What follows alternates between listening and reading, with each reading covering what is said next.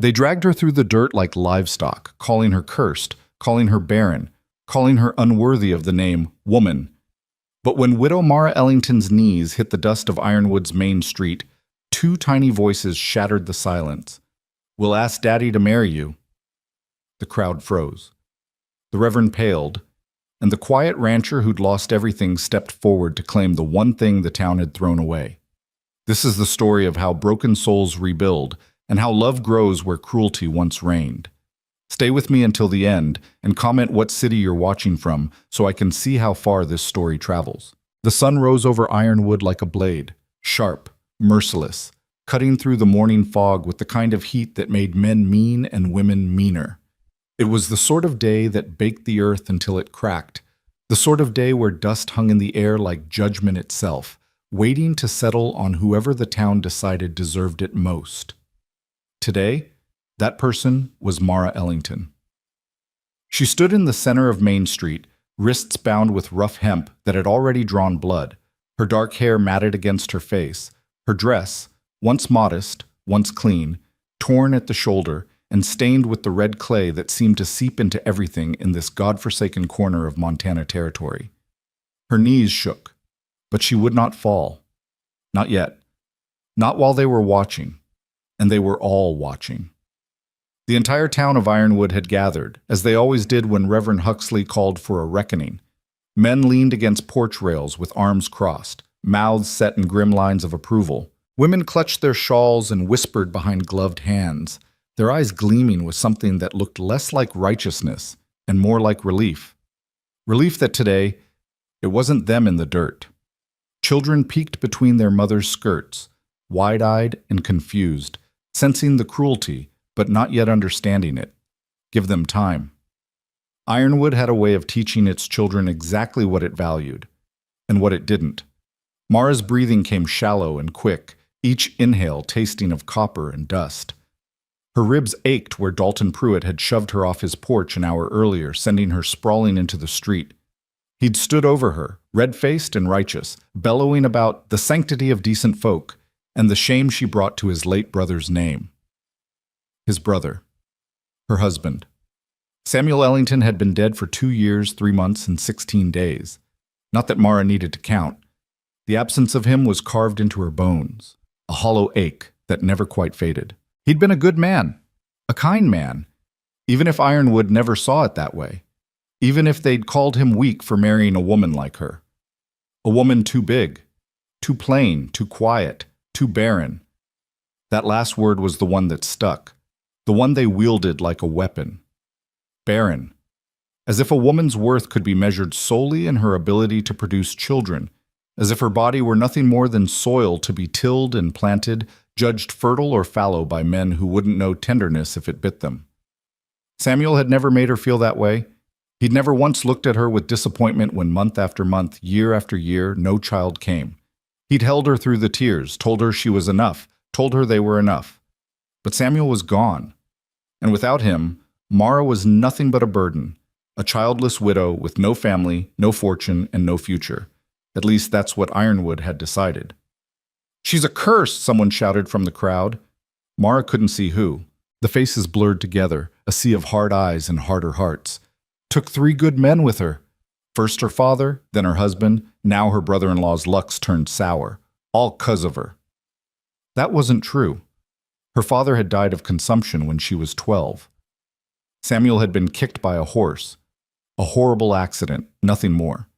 And Dalton Pruitt's sour luck was his own doing, the result of gambling debts and poor choices. But facts didn't matter in Ironwood. Only stories did.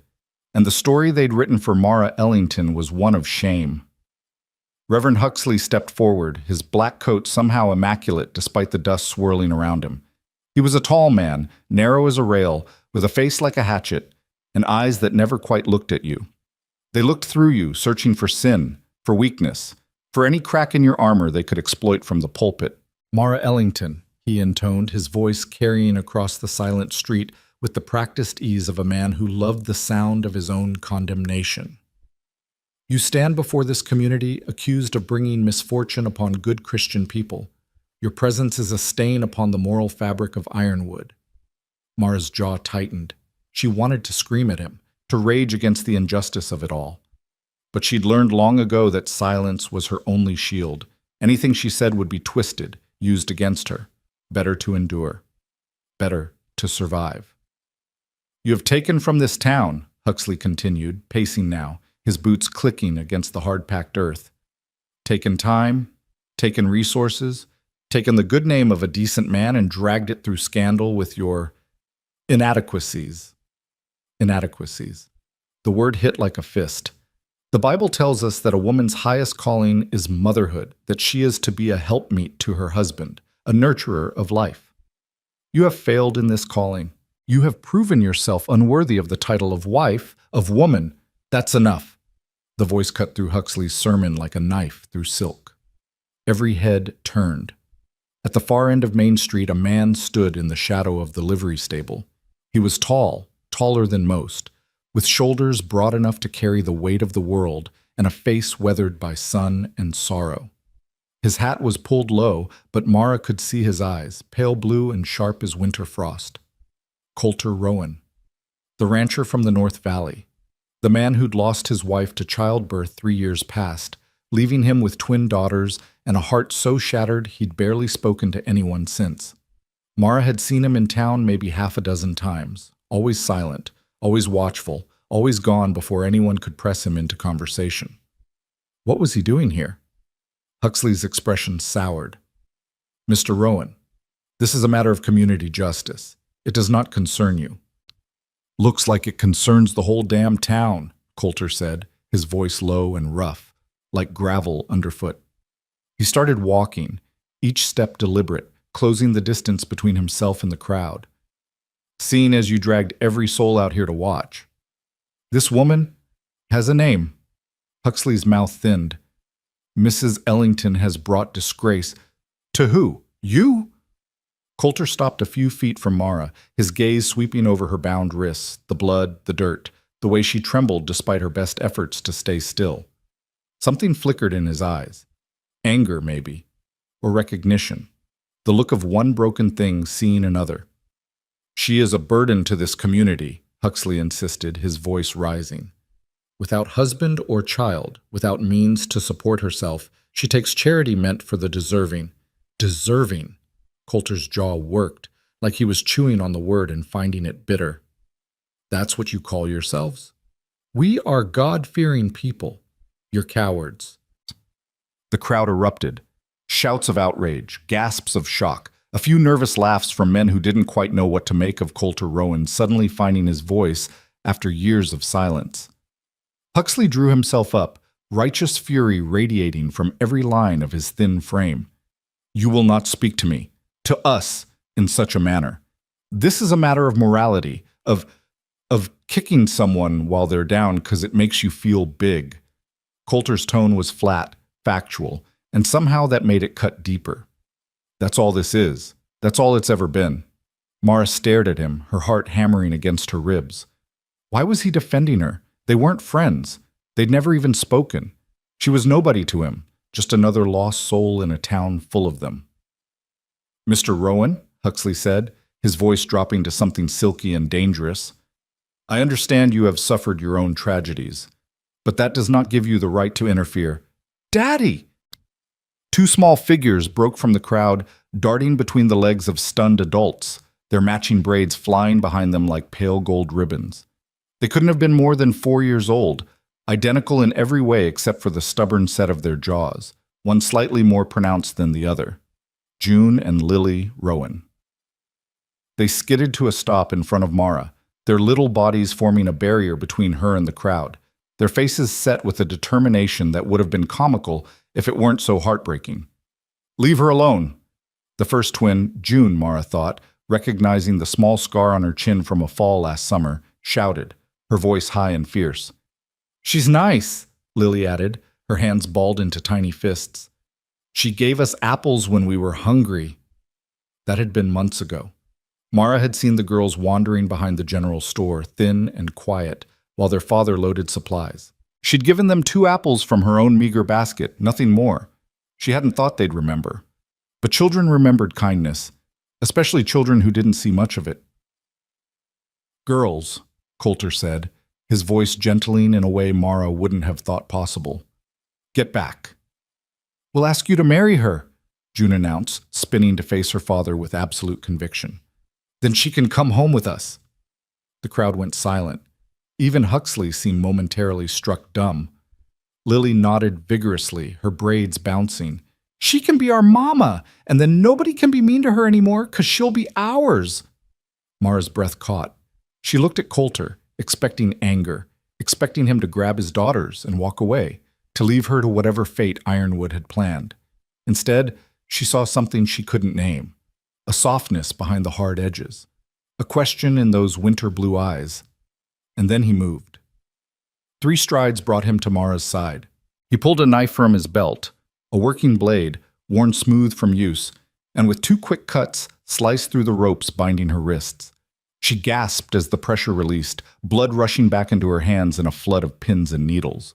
She stumbled, her legs giving out after an hour of standing, of enduring. Coulter caught her. His hands were rough, calloused from years of ranch work, but steady. He lifted her as if she weighed nothing, one arm beneath her knees, the other supporting her back, and held her against his chest like she was something precious, something worth protecting. She's coming with me, he said. Not a question, a statement. Huxley found his voice. You cannot simply... I can. Coulter's gaze swept the crowd, cold and unyielding. Anyone here got a problem with me taking a wife? Silence. Thick and suffocating. Thought not. He looked down at his daughters, who were clinging to his legs, their faces bright with triumph. June, Lily, home. They took off running, whooping with joy, their laughter cutting through the tension like bells. Coulter carried Mara toward his wagon, still parked near the livery. She wanted to say something. Thank you. Why? What are you doing? But her throat had closed up, choked with too many emotions to name. Behind them, the crowd began to murmur, voices rising in confusion and speculation. Huxley was shouting something about propriety, about the law, about God's will. But Coulter didn't stop, didn't look back. He set Mara gently in the wagon bed, where blankets were already piled. He'd come prepared for hauling supplies, not rescuing a widow, and climbed up onto the driver's seat. The twins scrambled up beside him, still giggling, still radiating the pure, uncomplicated joy of children who believed they'd just saved someone. Maybe they had. The wagon lurched forward, wheels crunching over the dry earth. Mara sat in the back, her wrists still bleeding, her dress still torn, watching Ironwood shrink behind them. And for the first time in 2 years, 3 months, and 16 days, she let herself cry.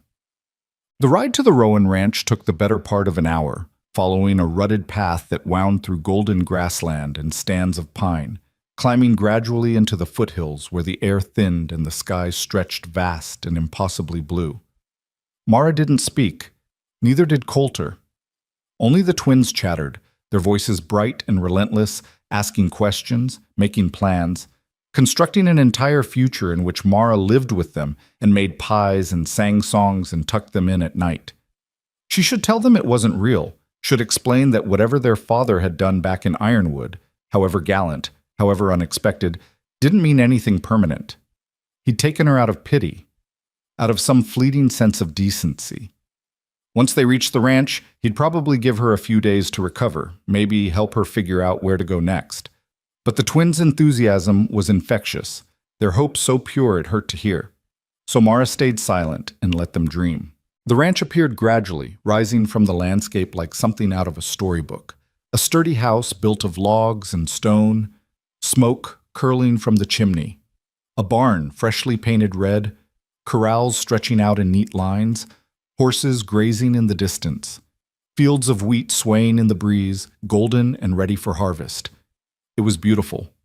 More than that, it was alive, cared for, loved. Coulter brought the wagon to a stop near the porch, setting the brake with a practiced motion. He climbed down, then turned and held out a hand to Mara. She hesitated, staring at his calloused palm, at the silent offer it represented. "You'll need help," he said quietly. "You're hurt."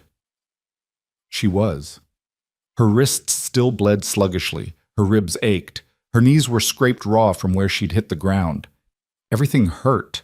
She'd been hurting for so long she'd almost forgotten what it felt like not to. She took his hand.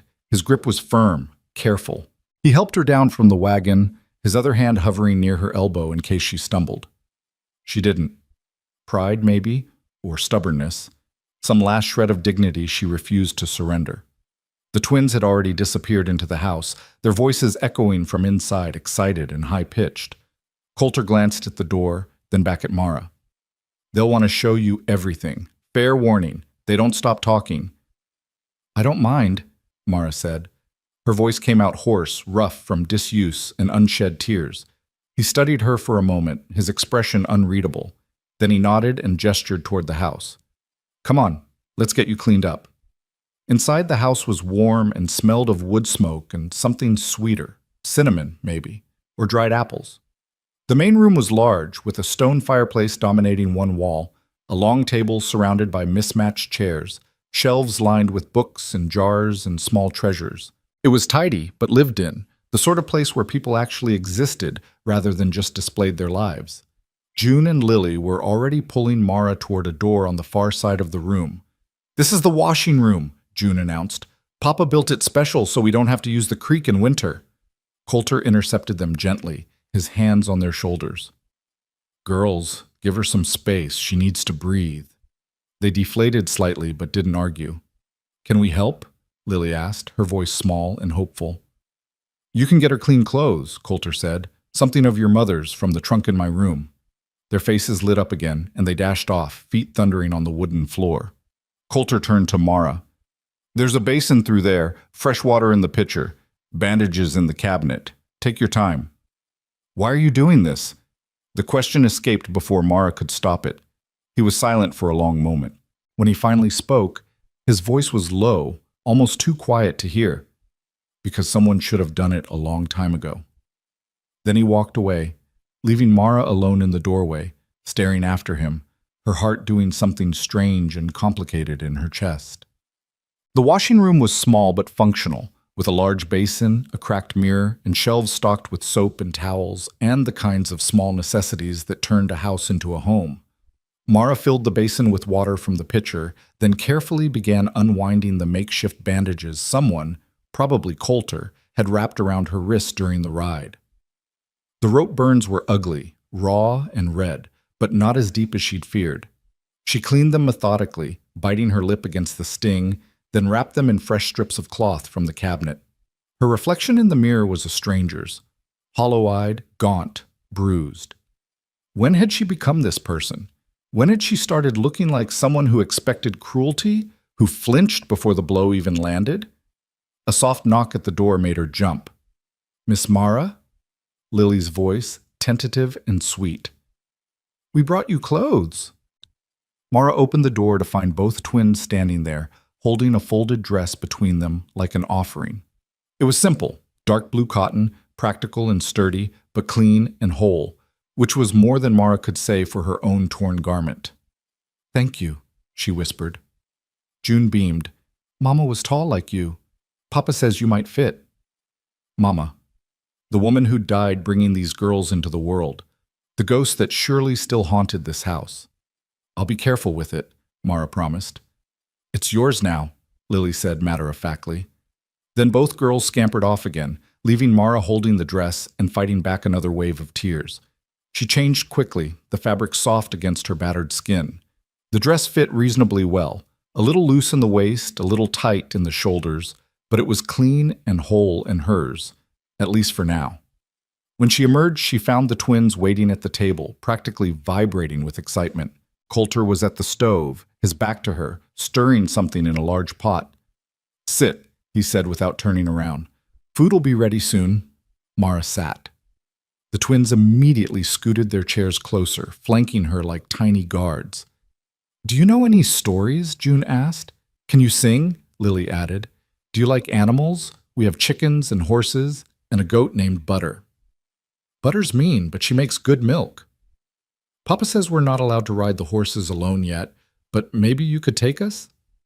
And we have a cat, but she's wild and won't come inside, but sometimes we leave her fish. The questions came rapid fire, overlapping, overwhelming in the best possible way. Mara found herself answering, smiling, engaging with these two small beings who seemed determined to fill every silence with sound. Coulter set bowls in front of them, stew, thick with vegetables and meat, steam rising in fragrant clouds. He took the seat across from Mara, his own bowl in hand, and for a moment they just ate in companionable quiet. It was the first real meal Mara had eaten in weeks, maybe months. She'd been living on scraps in Ironwood, too proud to beg, too poor to buy, making do with whatever she could forage or trade for. This, hot food, clean clothes, safety, felt like a dream she'd wake from any moment. "You worked at the boarding house," Coulter said eventually, his tone conversational. Mara nodded, swallowing her mouthful. "For a while, after Samuel died. Mrs. Chen let me clean rooms in exchange for a place to sleep. She speak kindly of you." That surprised Mara. Mrs. Chen had been one of the few people in Ironwood who treated her like a human being, but Mara hadn't realized the older woman had spoken to anyone about her. "She's a good woman," Mara said quietly. "Said you worked harder than anyone she'd ever hired. Said you had a way with herbs, too. Fixed her rheumatism when nothing else would." Mara felt heat creep into her cheeks. "It was just a poultice. My mother taught me." "And your mother taught you to cook?" "Some. And to sew, and tend animals, and keep a house." She paused, then added, "I'm not useless. Whatever Ironwood thinks." Coulter's gaze sharpened, something fierce flickering behind the ice blue. "I don't give a damn what Ironwood thinks." The words landed between them like a promise. Morning came too soon, and not soon enough. Mara woke to the sound of roosters and the twins' laughter drifting through her door, bright and clear as bells. For a moment she forgot where she was, forgot the wagon ride, the rescue, the impossible kindness of a stranger. Then her wrists throbbed beneath their bandages, and memory crashed back like a wave. She sat up slowly, testing her body's various aches and pains. Everything hurt, but it was the dull hurt of healing rather than the sharp hurt of fresh wounds. Progress, she supposed. The dress from yesterday was folded neatly on the small chair. She'd rinsed it as best she could last night, scrubbing away the blood and dirt until the water ran clear. It was still damp, so she pulled on the blue cotton dress again, finger-combing her hair into something resembling order. When she emerged into the kitchen, she found Coulter at the stove again, flipping flapjacks with practiced efficiency. The twins sat at the table, already dressed for the day, their faces sticky with what looked like honey. "You're awake," June announced unnecessarily. "Papa made extra," Lily added, pointing at a stack of flapjacks that could have fed a small army. Coulter glanced over his shoulder, his expression unreadable in the early morning light. "Coffee's on the table. Help yourself." Mara did, pouring herself a cup from the battered tin pot, wrapping her hands around the warmth. The coffee was strong enough to strip paint, but after years of doing without, it tasted like heaven. "Girls," Coulter said, sliding flapjacks onto their plates, "eat up. We've got work today." "Can Miss Mara help?" June asked immediately. "She's recovering." "I can help," Mara said. The words came out firmer than she'd intended. 3 pairs of eyes turned to her. She straightened her spine, meeting Coulter's gaze. "I'm not an invalid, and I won't sit idle while you feed and house me." Something flickered across his face. Surprise, maybe, or approval. "You sure? Those wrists? Will heal faster if I keep moving." That wasn't entirely true, but she couldn't bear the thought of sitting in this house all day while they worked around her. She'd spent too many months in Ironwood being treated like a burden, like deadweight. She wouldn't do it here, too. Coulter studied her for a long moment, then nodded. "All right, but you take it slow. And if something hurts, you stop." "I will." "She won't," Lily whispered to her sister, not quietly enough. June giggled. "Papa doesn't either." A ghost of a smile crossed Coulter's face, there and gone so fast Mara almost missed it. He set a plate in front of her, 3 flapjacks, butter melting golden across them, and returned to the stove without another word. They ate in comfortable silence, broken only by the twins' occasional chatter about the day's plans. Apparently there were chickens to feed, eggs to collect, a garden that needed weeding, and something mysterious called the Fence Project that made both girls groan dramatically. After breakfast, the real work began. Mara followed Coulter and the twins out into the bright morning, squinting against the sun, taking in the full scope of the ranch for the first time. The house sat at the center of it all, surrounded by outbuildings in various states of repair. The barn was solid and well-maintained, the chicken coop needed new wire, and there was what looked like a half-finished addition to the main house, lumber stacked neatly beside it. "Gardens through here," Coulter said, leading her around the side of the house. "It's gotten away from me this season. Too much to do, not enough hours." That was an understatement. The garden was a tangle of weeds and neglected plants, tomatoes sprawling unpruned, squash vines choking out the beans. But underneath the chaos, Mara could see the bones of something good. Rich soil, sturdy stakes, evidence of someone who'd once cared deeply about this plot of earth. "I can work on this," she said. Coulter hesitated. "Your wrists. I'll be careful." She knelt, running her fingers through the soil, feeling its texture. Good dark earth, well composted. "You've got bindweed coming in from the east side. And that's blight on your tomatoes. If we don't cut it back, you'll lose the whole crop." He crouched beside her, examining the plants with new attention. "How can you tell?" "See the browning on the leaves and the way the stems are splitting? My mother taught me." She glanced at him, found him watching her with an intensity that made her pulse quicken. "I know plants, growing them, healing with them. It's one of the few things I'm actually good at." "I doubt that's true." The words were quiet, but they hit like a thunderclap. Mara's breath caught. Before she could respond, the twins came running over, arguing about whose turn it was to scatter chicken feed. "Both of you," Coulter said, straightening. "June, you handle the feed. Lily, check for eggs. And be gentle. Henny's gone broody again." They scattered, still bickering but good-naturedly. Coulter turned back to Mara. "You really want to spend your morning pulling weeds?" "I really do." He nodded slowly. "Tools are in the shed. Take what you need. And Mara?" He waited until she met his eyes. "Thank you." For what? She wanted to ask. For not being a burden? For making herself useful? But he was already walking away, his long strides carrying him toward the barn, and the moment passed. Mara found the tool shed easily enough, a small structure leaning slightly to one side, packed with everything from shovels to seed packets to mysterious metal objects she couldn't name. She selected a hand trowel, a pair of shears that needed sharpening, and a wide-brimmed hat that had seen better days. Then she went to work. The first hour was hard. Her wrists protested every motion, her muscles screaming from yesterday's abuse. But Mara pushed through it, falling into the rhythm of the work, letting her hands remember what her mind tried to forget. Pull the weeds, careful of the roots. Cut back the blighted stems. Stake the tomatoes. Prune the squash. The sun climbed higher. Sweat dripped down her back, soaked through the blue dress. She didn't care. This was honest work, productive work, the kind that left you exhausted but satisfied at the end of the day. Around mid-morning, Lily appeared with a cup of water, her face serious. "Papa says you have to drink. It's hot." Mara accepted the cup gratefully, draining it in 3 long swallows. "Thank you, sweetheart." Lily beamed at the endearment, then plopped down in the dirt beside her. "What are you doing?" "Saving your tomatoes."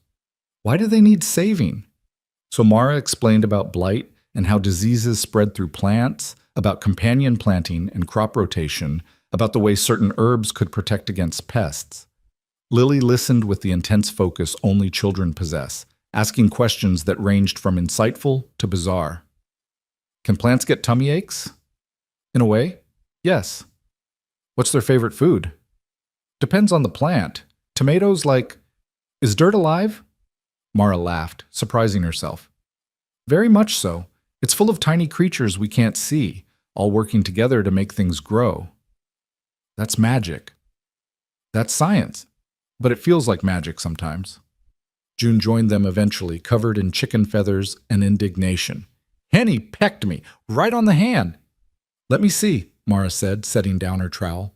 The girl held out her hand. Sure enough, there was a small red mark where the broody hen had made her displeasure known. "She's just protecting her eggs. Can't blame her for that." "I can," June muttered darkly. Mara smiled, then looked around. "Is there any lavender growing nearby?" Both girls shook their heads. "What about comfrey? Plantain?" "There's some weeds by the water pump," Lily offered. "Show me." They led her to the pump, where sure enough a patch of broadleaf plantain grew in the damp earth. Mara picked several leaves, crushing them between her palms until they released their juice, then pressed them gently against June's hand. There. That'll help with the sting. June's eyes went wide. It feels cool. It's a healer plant. Good for cuts and stings and all sorts of hurts. You're like a witch, Lily breathed, awed. Mara stiffened. That word, witch, had been thrown at her in Ironwood more than once, always with venom, always with threat. But Lily's face held only admiration, wonder, the pure acceptance of a child who hadn't yet learned to be cruel. Not a witch, Mara said softly, just someone who pays attention to the world.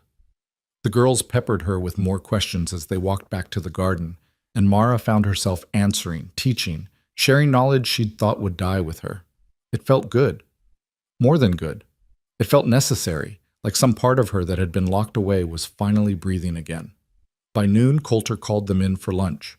Cold meat and bread and butter, eaten standing up while they discussed the afternoon's work.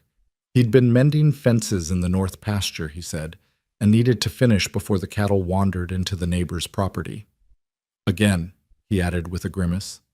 Mr. Hendricks still giving you trouble? Mara asked, then immediately wished she hadn't.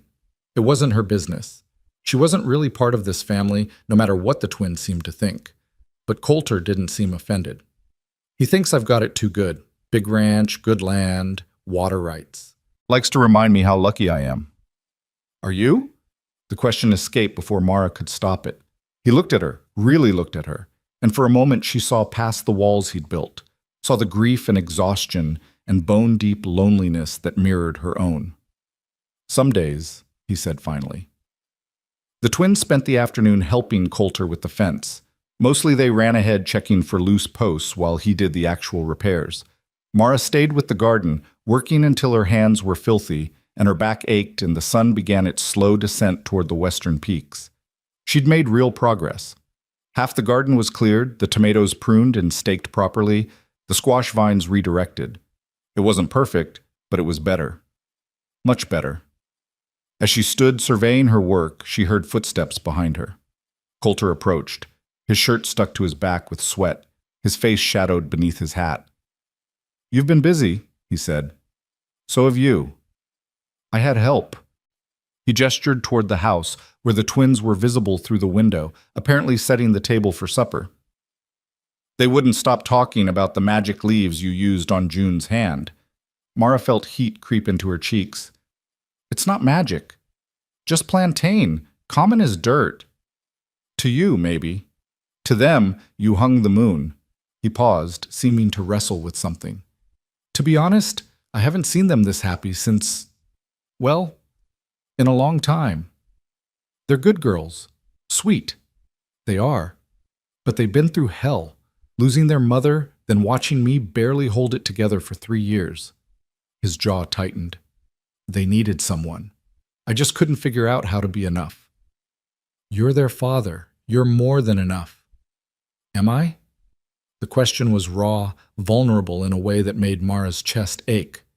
I keep them fed and clothed and safe, but that's survival, not living. They need more. Someone who knows how to make a house feel like a home again. Coulter, I'm not asking anything, he said quickly. I just want you to know that whatever happens, however long you stay, you've already given them something I couldn't, and I'm grateful. He walked away before she could respond, leaving Mara standing in the garden with dirt under her nails and tears threatening at the corners of her eyes.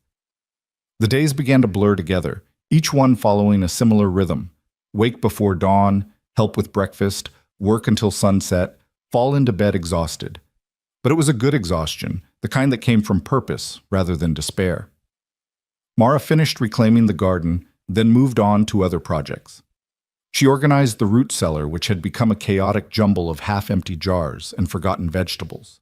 She mended the chicken coop wire, earning grudging respect from Henny, the broody hen. She even tackled the massive pile of mending that had accumulated in a basket by the fireplace. Shirts with missing buttons, dresses with torn hems, socks worn through at the heel. The twins followed her everywhere, chattering constantly, helping in the way children help, which is to say, making twice the work but 3 times the joy. They taught her the names of all the animals, showed her their secret hideout in the hayloft, begged for stories at bedtime. And Mara, who'd thought she'd never have children, who'd been told she was barren and broken and worthless, found herself falling in love with these 2 fierce little souls. Coulter watched from a distance, always working, always busy, but present in a way that mattered. He fixed the hinges on her door without being asked, left extra blankets folded outside her room when the nights turned cold, complimented her cooking in his quiet way, a simple good or thank you that somehow meant more than elaborate praise. They didn't talk about what happened in Ironwood. They didn't talk about the future. They existed in this strange liminal space, not quite a family, but not quite strangers either. 3 weeks into her stay, disaster struck. It started with the cattle. Coulter came in from the north pasture looking grim, his mouth set in a hard line. Something's wrong with the herd. How wrong, Vice? Mara asked, immediately alert. 3 cows down, can't stand, eyes rolling back, the rest are acting spooked. Mara's mind raced. Any signs of bloat, foaming at the mouth? He shook his head. No foam, but they're shaking, and there's what? Blood in their stool. Mara's stomach dropped. She'd seen something like this before, years ago, on a neighboring farm.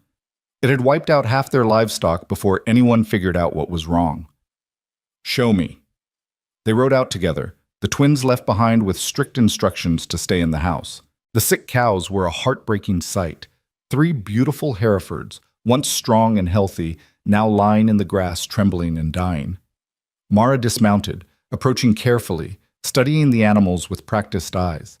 She checked their gums, their breathing, the way their muscles twitched beneath their hides. When did you last move them to new pasture? She asked. 2 days ago. Why?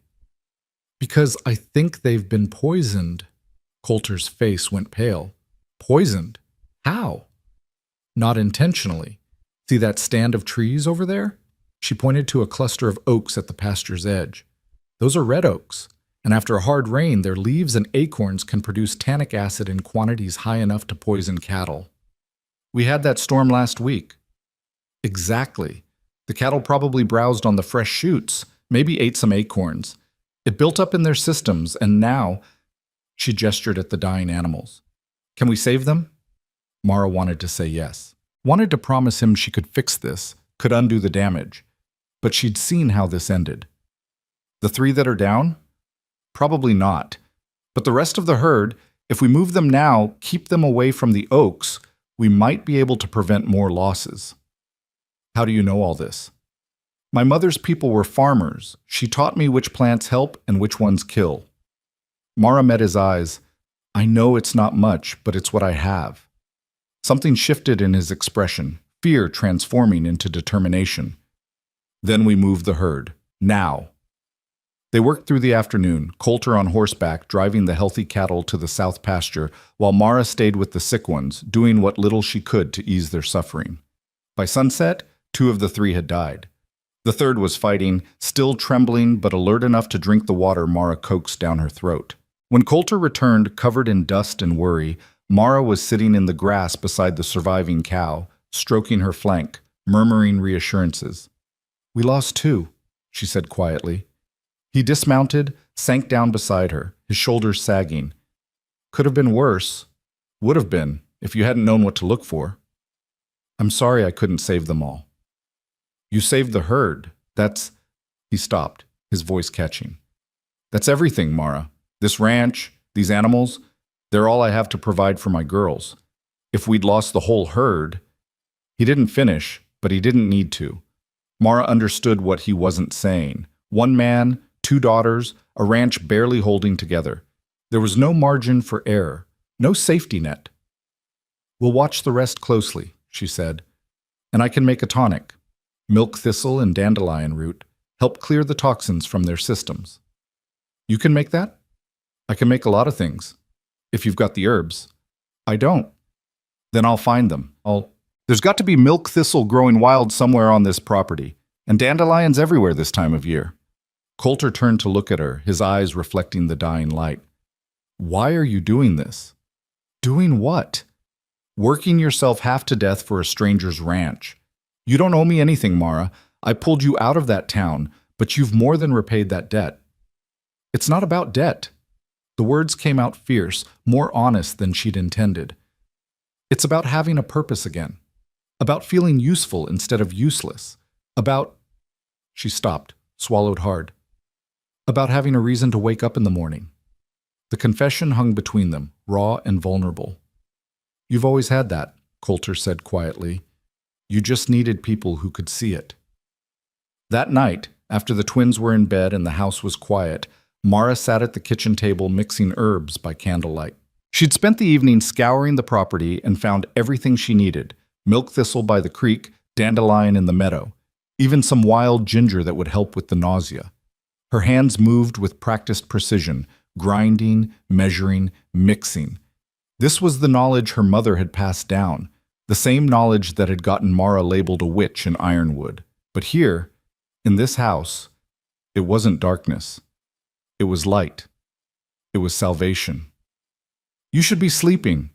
She looked up to find Coulter in the doorway, shirtless and rumpled, obviously woken by the sound of her mortar and pestle. Almost done, she said. He moved into the room, pulled out a chair across from her. Can't sleep? Too much to do. Always is. They sat in companionable silence while Mara finished her preparations, portioning the mixture into cloth bags that could be steeped in hot water. My wife, Coulter said suddenly. Emma. She knew plants too. Not like you do, but she had a garden. Loved it more than just about anything. It was the first time he'd mentioned her name. Mara's hands stilled. When she died, he continued, his voice rough with old grief, I let it all go wild, couldn't bear to tend it, couldn't bear to see what she'd built falling apart. So I just stopped looking. And now? Now I wonder if that was the right choice. The girls, they don't remember much about her, just fragments. June thinks she remembers her mother singing, but I'm not sure if that's real or if I just told the story so many times it became a memory. Mara's throat tightened. I'm sorry. Don't be. I'm telling you this because... He paused, searching for words. Because you asked me once if I was lucky. And I said some days. But truth is, most days I just felt cursed. Like God took the one good thing I had and left me to raise two little girls alone in a world that doesn't forgive mistakes. You're not cursed. No, he agreed, looking at her with those winter blue eyes. I don't think I am anymore. The next morning, Mara dosed the surviving cow with her tonic. The animal drank it grudgingly, shaking her massive head but swallowing. By afternoon, she was standing. By evening, she was grazing. It worked, Coulter said, something like wonder in his voice. It worked, Mara agreed. Word spread somehow, the way it always does in small communities. Within a week, 2 neighbors showed up asking if Mara could look at their sick animals. She did, mixing tonics, offering advice, refusing payment until Coulter insisted she take something. It's your knowledge, he said, your work. You deserve to be compensated. So she started accepting eggs, butter, small coins. She saved it all in a jar hidden in her room, not sure what she was saving for, but unable to shake the ingrained fear that this couldn't last. The twins were ecstatic. Every evening they'd climb into her lap, both of them somehow, despite physics, and demand stories. Mara told them everything she could remember from her own childhood, tales her mother had told, legends about brave women and clever foxes, and the spirits that lived in old trees. Tell the one about the bear again, June would say. No, the one with the woman who turned into a bird, Lily would counter. And Mara would tell both stories, weaving them together until the twins' eyes grew heavy and they slumped against her shoulders, warm and trusting and absolutely certain she would be there when they woke. One evening, as she carried June to bed, Lily already asleep in Coulter's arms, the little girl whispered against her neck, I love you, Mama. The word struck like lightning. Mara froze, halfway up the ladder to the loft. June stirred. Can I call you Mama? Mara's eyes burned. Her throat closed. She managed a nod, not trusting her voice. Good, June murmured, already drifting off again. 'Cause you are. Later, after both girls were tucked in and sleeping, Mara found herself crying in the kitchen for the second time since she'd arrived. But these weren't tears of grief or pain, these were something else entirely. Coulter found her there, of course. He always seemed to know when she needed someone. "They're getting attached," he said, leaning against the doorframe. "I know." "Are you?" The question should have been simple. It wasn't. "Yes," Mara whispered. He crossed the room, pulled out a chair, sat down close enough that she could feel his warmth. "I need to tell you something, and I need you to hear me out before you respond." Her heart hammered. "All right." "I didn't bring you here out of pity. I mean, that was part of it. Anyone with a shred of decency would have been horrified by what they were doing to you. But it wasn't just that." He paused, his jaw working. "I brought you here because when my girls said you should be their mother, something in me said yes. Even though I didn't know you. Even though it made no sense, I just knew." Mara couldn't breathe. "You don't have to say anything," Coulter continued. "And I'm not proposing, not yet, not properly. I just needed you to know that this isn't temporary for me. You're not a guest or a hired hand or a charity case. You're—" He stopped, frustrated with words. "You're theirs. And if I'm being honest, you're starting to feel like mine too." "Coulter, I know it's fast. I know it's probably too fast. But out here, time doesn't move the same way.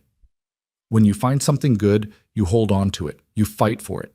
Because the things that matter are few and far between, and letting them slip away is the only sin that can't be forgiven." Mara's hands shook. She pressed them flat against the table, steadying herself. "I'm not who Ironwood said I was, but I'm not sure I'm who you think I am either. Who do I think you are? Strong, capable, someone who can build a life here. You are all those things. What if I'm not? What if I break? What if I can't—" She stopped, the old fear rising up. "What if I can't give you more children?" Coulter's expression softened. "Mara, I've got 2 daughters who already call you mama when they think I'm not listening. That's not nothing. That's everything. But no buts. I'm not my brother. I'm not the men in Ironwood who measured your worth by what your body could produce. I'm measuring it by who you are, and who you are is remarkable." The words broke something open inside her, some dam she'd been holding against the flood of hope. She started crying again, silent tears streaming down her face. Coulter reached across the table, covered her hand with his. His palm was rough, calloused, warm. "Stay," he said simply. "Not as a guest, as family, as mine." And Mara, who'd been cast out and dragged through the dirt and told she was worthless, looked at this quiet man who'd given her everything without asking for anything in return, and whispered the only word that mattered. Yes. The word hung in the air between them like a promise, like a prayer answered. Coulter's hand tightened around hers, just for a moment, and then he stood, clearing his throat roughly. "Good," he said, his voice thick. "That's good." He left before Mara could say anything else, his boots heavy on the wooden floor, and she heard his door close with a soft click. She sat alone in the candlelight, staring at her hand where his warmth still lingered, wondering if she'd just made the bravest decision of her life or the most foolish. Maybe both. Maybe it didn't matter. The next few weeks passed in a strange new rhythm. Nothing changed, and everything changed. Mara still slept in her small room, still worked from dawn to dusk, still ate meals with Coulter and the twins at the scarred kitchen table.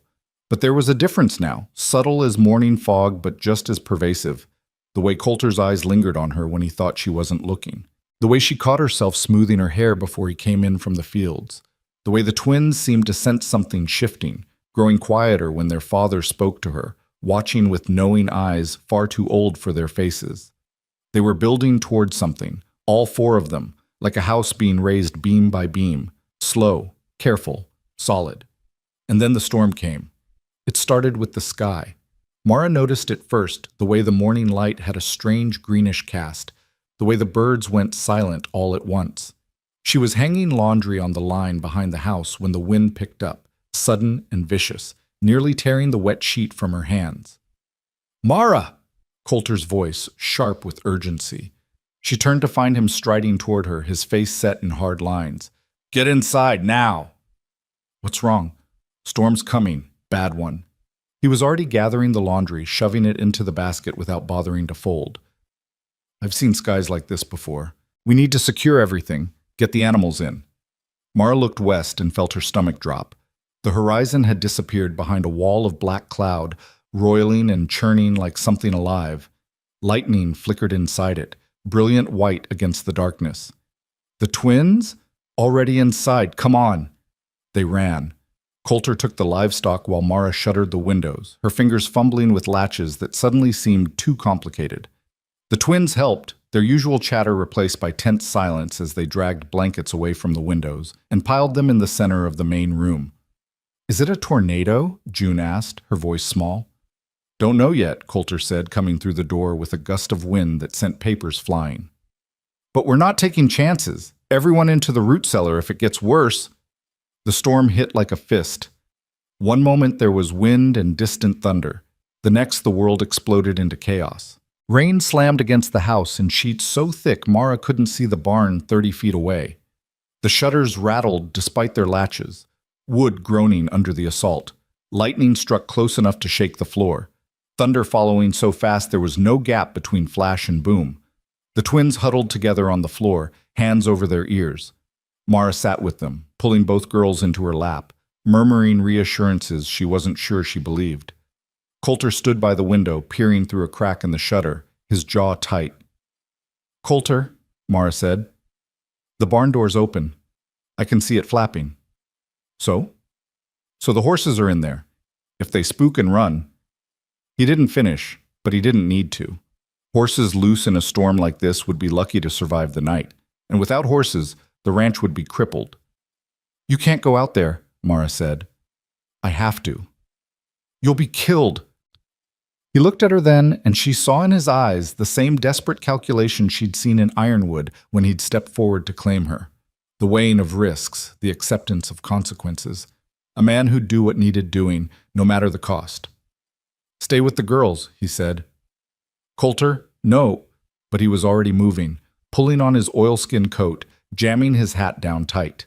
He opened the door, and the storm roared in, a living thing trying to tear the house apart. He slipped through and was gone, swallowed by the rain. Papa, Lily screamed. June was crying, silent tears streaming down her face. Mara held them both, her heart hammering so hard she thought her ribs might crack. Seconds crawled past. Minutes.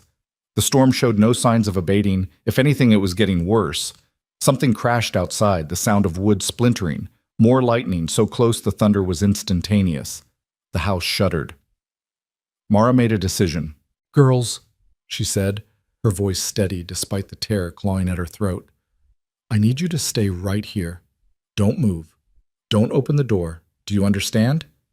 Where are you going? June demanded. To help your father. But he said, I know what he said.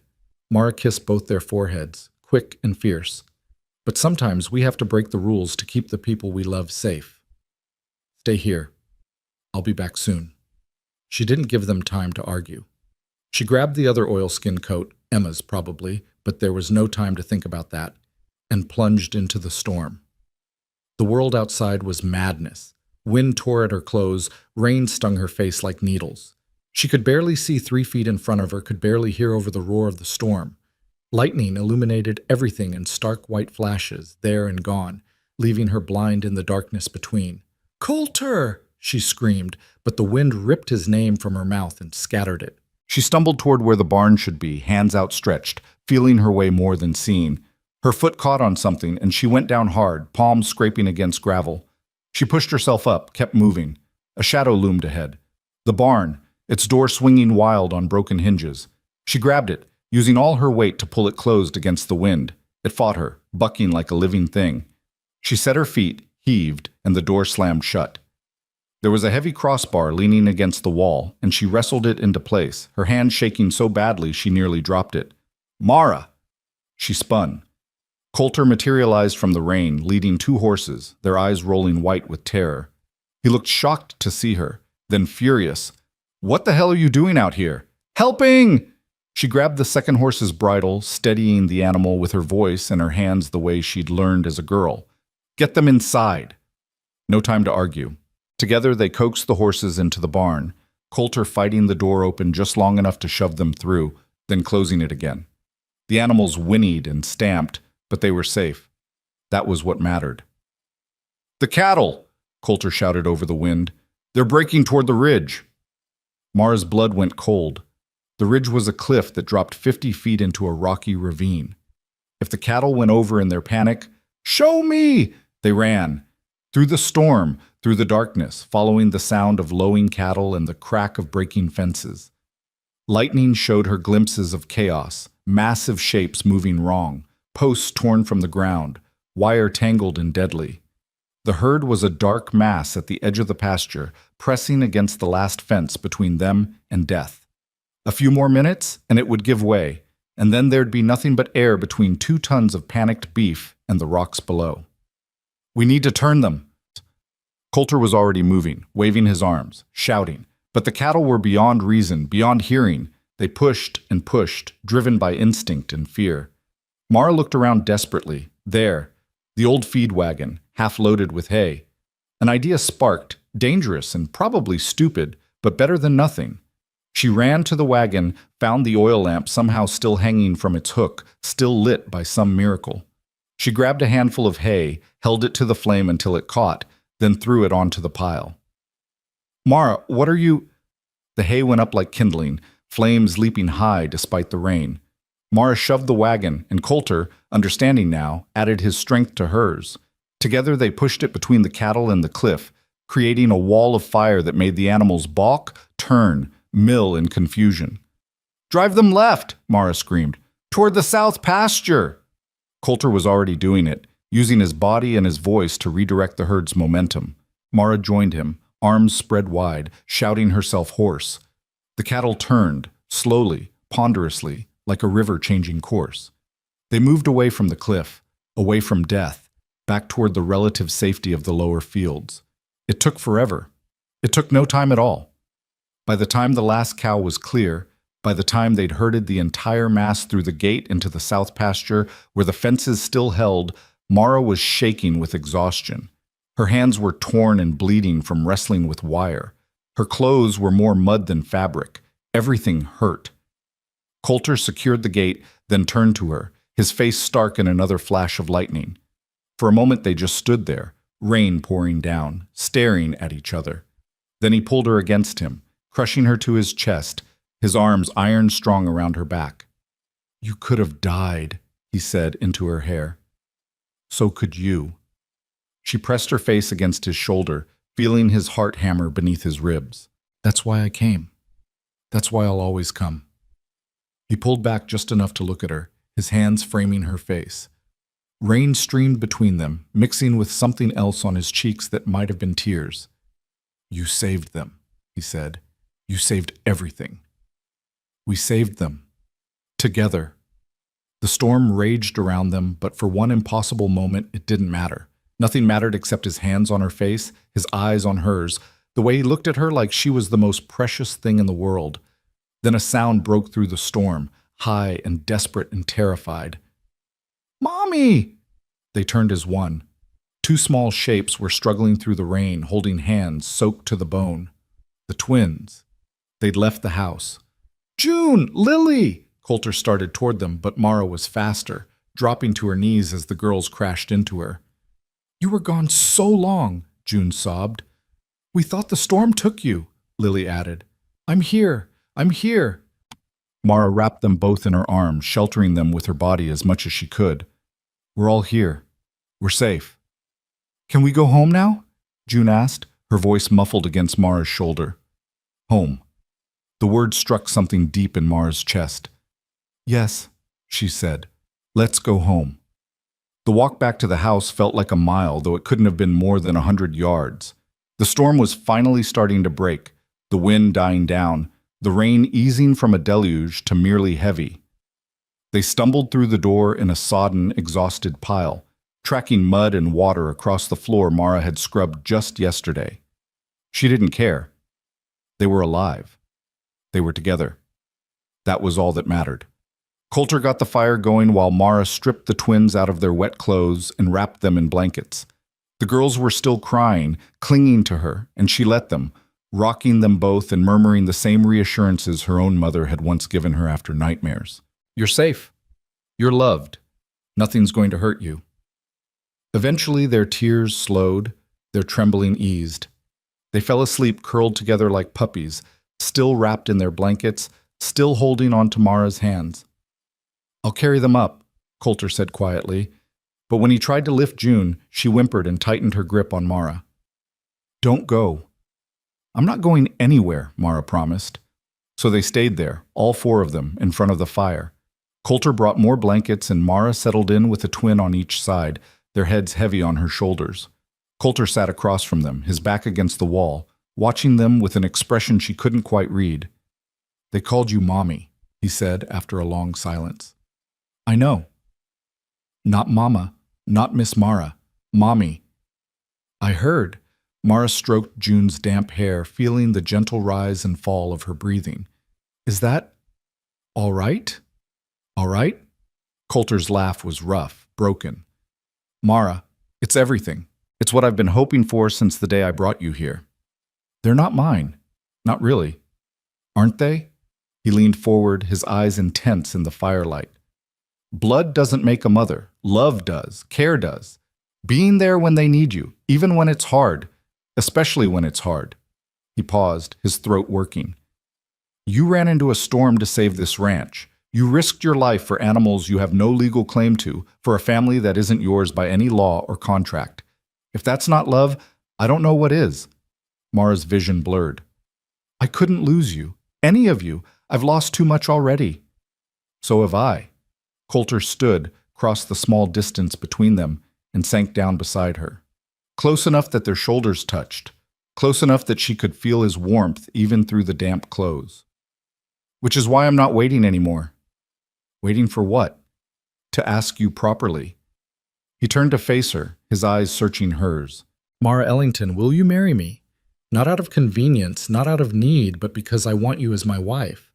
Because my girls need you as their mother. Because this house hasn't felt like a home since Emma died, and you've brought it back to life in ways I didn't think were possible. The twins stirred slightly, but didn't wake. Mara looked down at them, these precious souls who'd claimed her as their own, who'd called her Mommy without hesitation or doubt. Then she looked at Coulter, this quiet man who'd seen her at her lowest and decided she was worth saving. Yes, she whispered. Yes, I'll marry you. The smile that broke across his face was like sunrise after a long night. He cupped her cheek with one rough hand, his thumb brushing away a tear she hadn't realized had fallen. Thank you, he said simply. They sat like that as the fire burned low and the storm finally passed, leaving behind a world washed clean and new. Somewhere in the settling darkness, Mara felt something shift inside her chest, some final wall crumbling away. She'd been so afraid for so long, afraid of being unwanted, unneeded, unloved. But here, in this firelit room with two sleeping children and a man who looked at her like she'd hung the stars, she finally understood what it meant to belong. Dawn came cold and clear. Mara woke to find herself still on the floor, the twins sprawled across her like blankets, Coulter asleep sitting up, his head tilted back against the wall. Every muscle in her body screamed protest as she carefully extracted herself from the pile of sleeping bodies. Outside, the storm's aftermath was brutal. Fences down everywhere, branches littering the yard, the garden she'd worked so hard to restore half drowned under standing water. The wagon she'd set on fire was a charred skeleton in the pasture, but the barn still stood. The house still stood. And when she checked the south pasture, the cattle were grazing peacefully in the early light as if last night had never happened. She was surveying the damage to the chicken coop when she heard hoofbeats.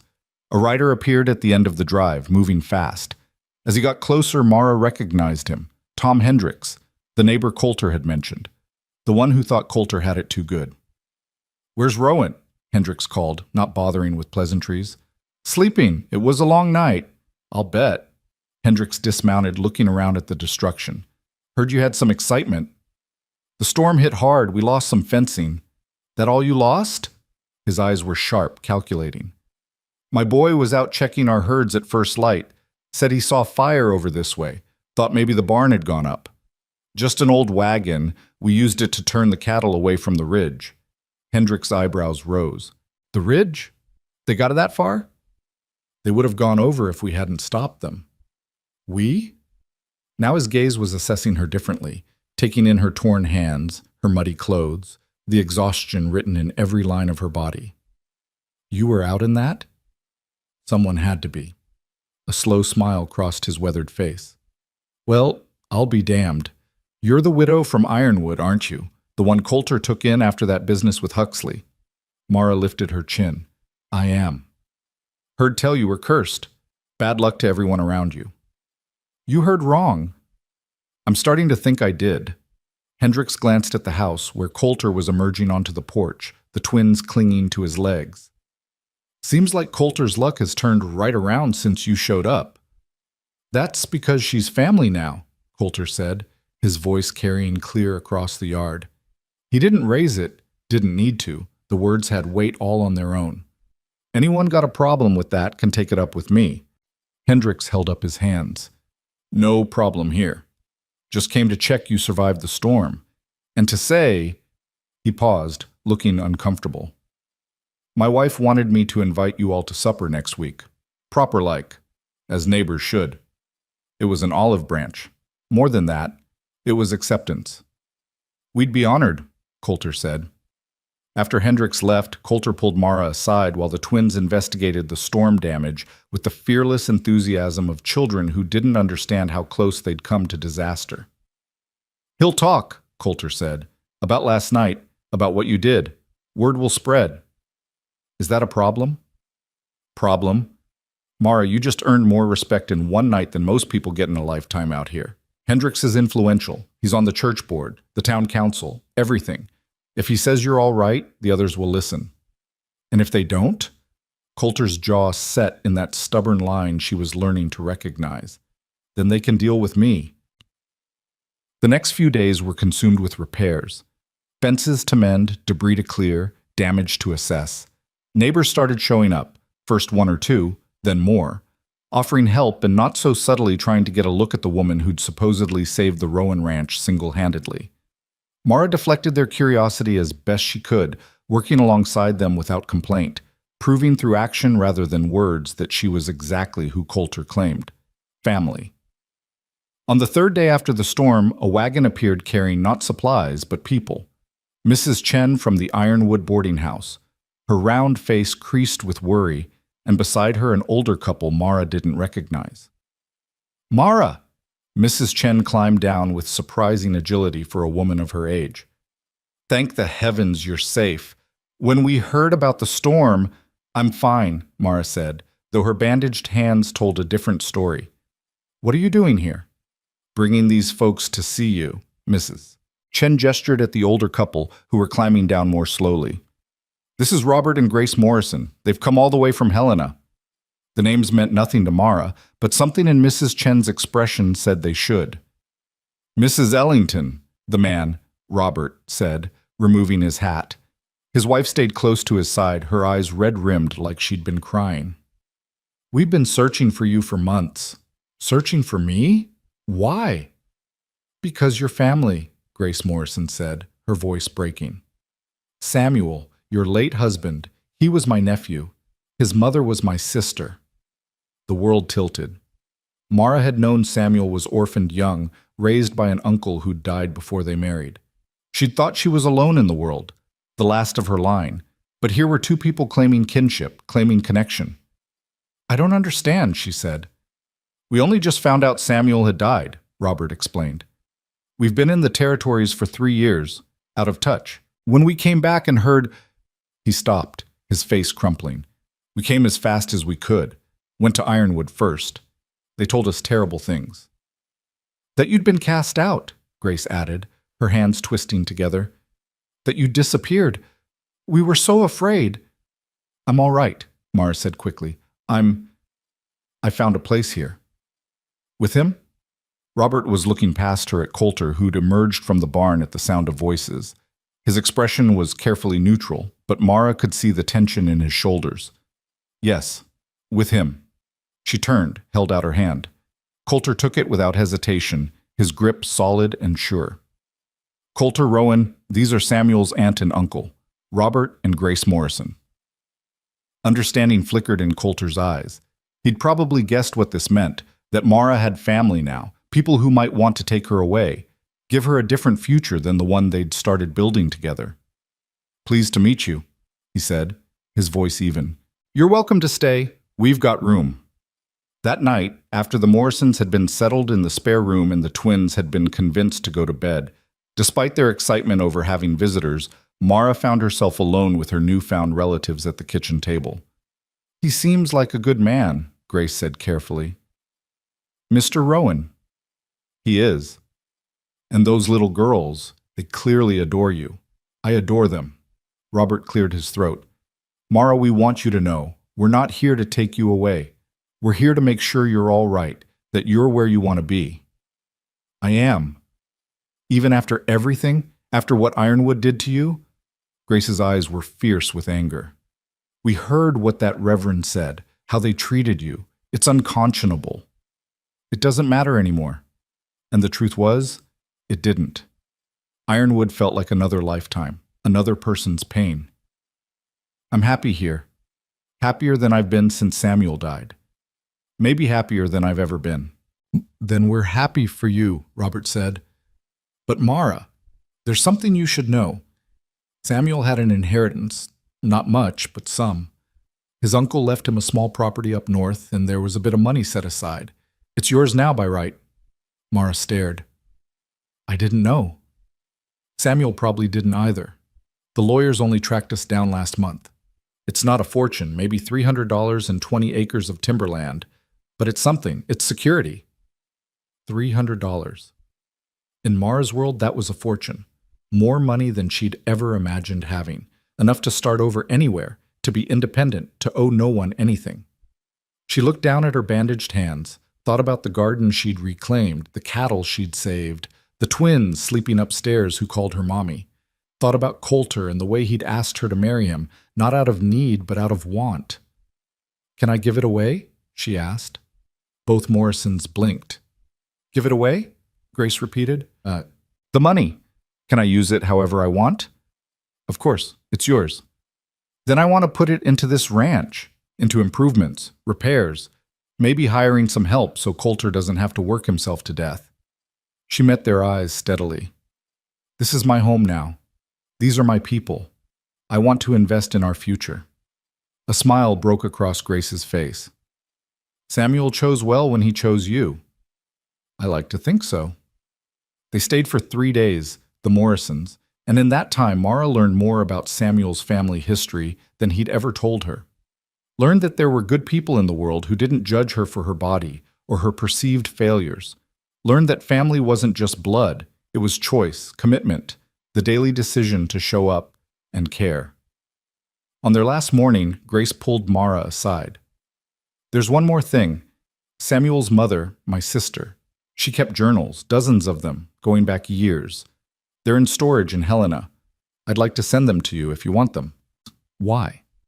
"Because they're part of Samuel's history, and because she wrote about her own struggles to have children, about the grief of losing babies, about the way people judged her for it."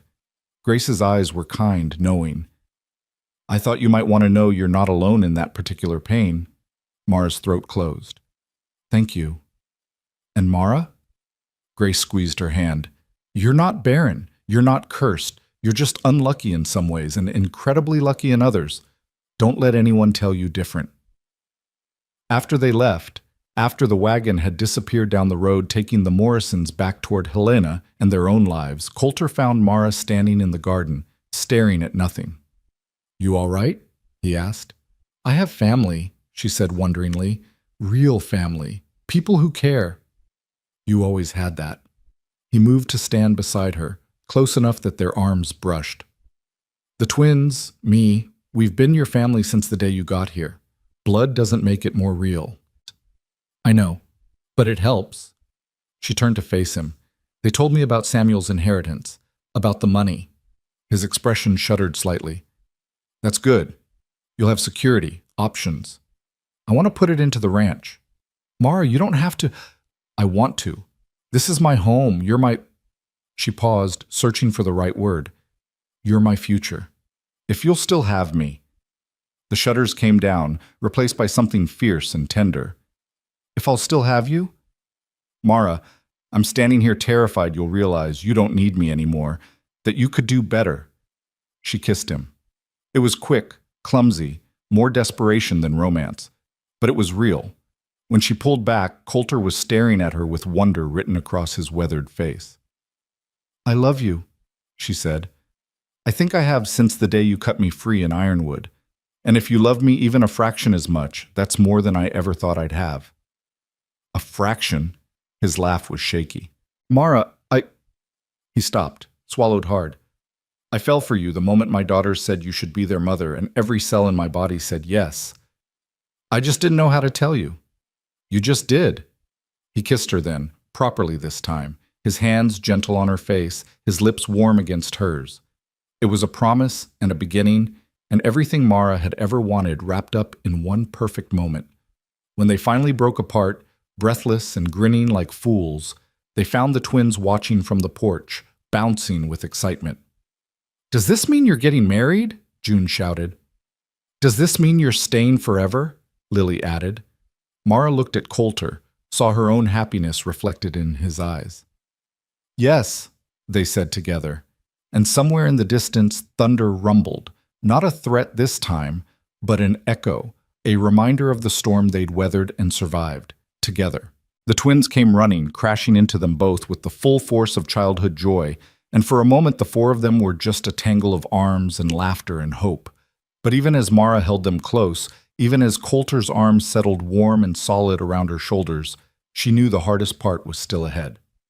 Ironwood would have to know, and Ironwood would have something to say about it. The summons came 3 days later, delivered by a grim-faced rider Mara didn't recognize. He handed Coulter a sealed letter, tipped his hat, and left without a word. Coulter read it in silence, his jaw tightening with each line. What is it? Mara asked, though she already knew. She'd been expecting this, dreading it, preparing for it in the quiet spaces between work and sleep. Town meeting, tomorrow night. Reverend Huxley is calling for your removal from my home. He crumpled the paper in his fist, his knuckles white. He's claiming moral grounds. Says you're living in sin, corrupting my daughters, making a mockery of Christian values. He would. Mara felt oddly calm, like she'd used up all her fear in the storm and had none left for this. What do you want to do? Ignore it. He's got no legal standing, no actual authority. You're here because I want you here. And if the town sides with him? Coulter's eyes were ice-cold fury. Let them try. But Mara knew it wasn't that simple. Out here, community opinion mattered. A man could survive being disliked, but he couldn't thrive. His daughters couldn't grow up healthy and whole if they were shunned, whispered about, treated as pariahs because their father chose the wrong woman. We should go, she said quietly. Mara, not to defend myself, not to beg, but to face them. She met his gaze steadily. I'm not running anymore, Coulter. I ran from Ironwood once already. Let them drag me through the dirt without fighting back. I won't do it again. Something shifted in his expression, surprise giving way to fierce pride. Then we go together, all of us. The twins? Stay with Mrs. Chen. I'll arrange it. He pulled her close, his hand warm against the small of her back. But when we walk into that church, we walk in as a family, and we walk out the same way, no matter what they say. The next evening, as the sun began its descent toward the western peaks, Coulter hitched the wagon and helped Mara up onto the bench seat. She wore the blue dress, Emma's dress, freshly washed and mended where the storm had torn it. Her hair was braided and pinned, her hands bandaged but clean. She looked exactly like what she was, a woman who'd worked hard and survived harder, who had nothing to be ashamed of. The twins had cried when they realized they weren't coming, but Mrs. Chen had swept them into her boarding house with promises of fresh biscuits and stories, and their tears had dried quickly. Still, Mara's heart ached, leaving them behind. What if something went wrong? What if Huxley managed to turn the town against her completely, and she couldn't come back? Stop, Coulter said quietly, as if reading her thoughts. Stop what? thinking about all the ways this could go bad. We're stronger than they are. Remember that. The ride to Ironwood took an hour, the familiar rutted road stretching ahead like a path to judgment. Mara watched the landscape roll by, golden grasslands turning amber in the fading light, stands of pine dark against the sky, the mountains rising in the distance like silent witnesses. This was her home now, this wild, beautiful country, not Ironwood, not some cramped room in a boarding house where she survived on scraps and pity. The town appeared gradually, lights flickering to life in windows, smoke rising from chimneys. It looked the same as it always had, respectable, orderly, clean. But Mara knew what lay beneath that veneer, knew the cruelty that could hide behind whitewashed walls and Sunday prayers. The church stood at the center of town, its steeple pointing toward heaven like an accusation. Wagons and horses crowded the street outside, the entire population of Ironwood packed into the building for what they probably thought would be entertainment, a spectacle. The fallen widow brought low one final time. Coulter pulled the wagon to a stop but didn't immediately dismount. Instead, he turned to Mara, his hand finding hers. "Last chance to change your mind," he said. "We can turn around right now. Tell them all to go to hell.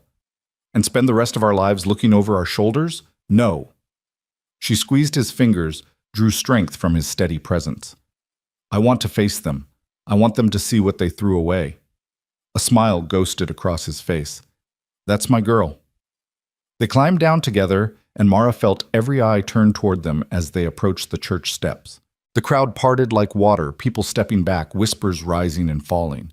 She kept her chin high, her spine straight, her hand firmly in Coulter's as they walked through the door.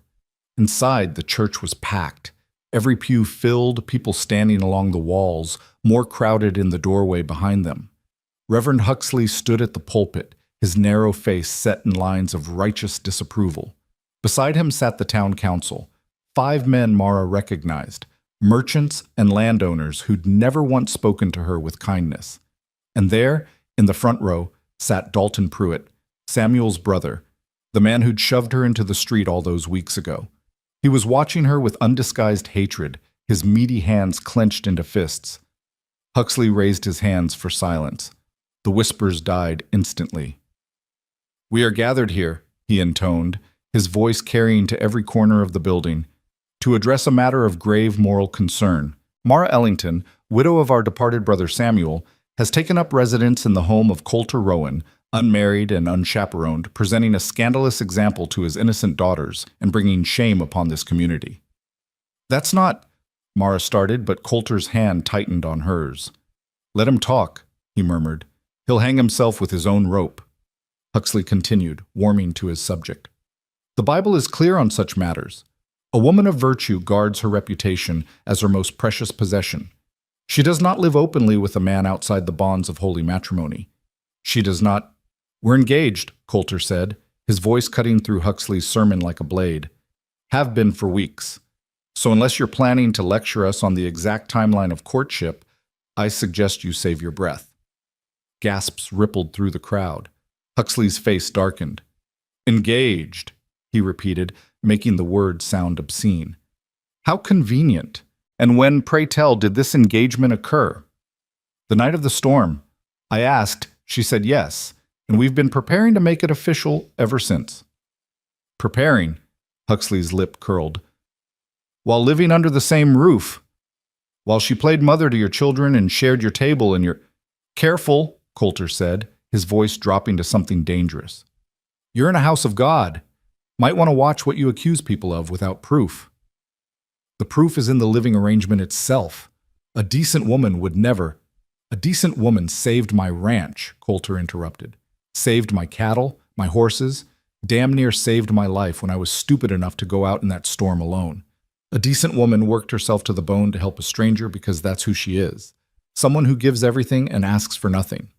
So before you stand there and tell me what a decent woman would or wouldn't do, maybe you should ask yourself what a decent man would do.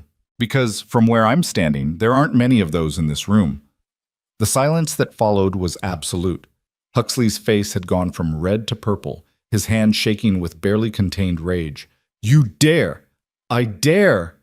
Coulter took a step forward, pulling Mara with him. "I dare to say that this woman is worth 10 of you. that she's shown more courage, more faith, more actual Christian charity in 2 months than you've shown in your entire career of judgment and condemnation. And if you or anyone else in this town has a problem with me marrying her, then you can say it to my face right now." No one spoke. Somewhere in the back, a baby whimpered and was quickly shushed. Then a woman stood up.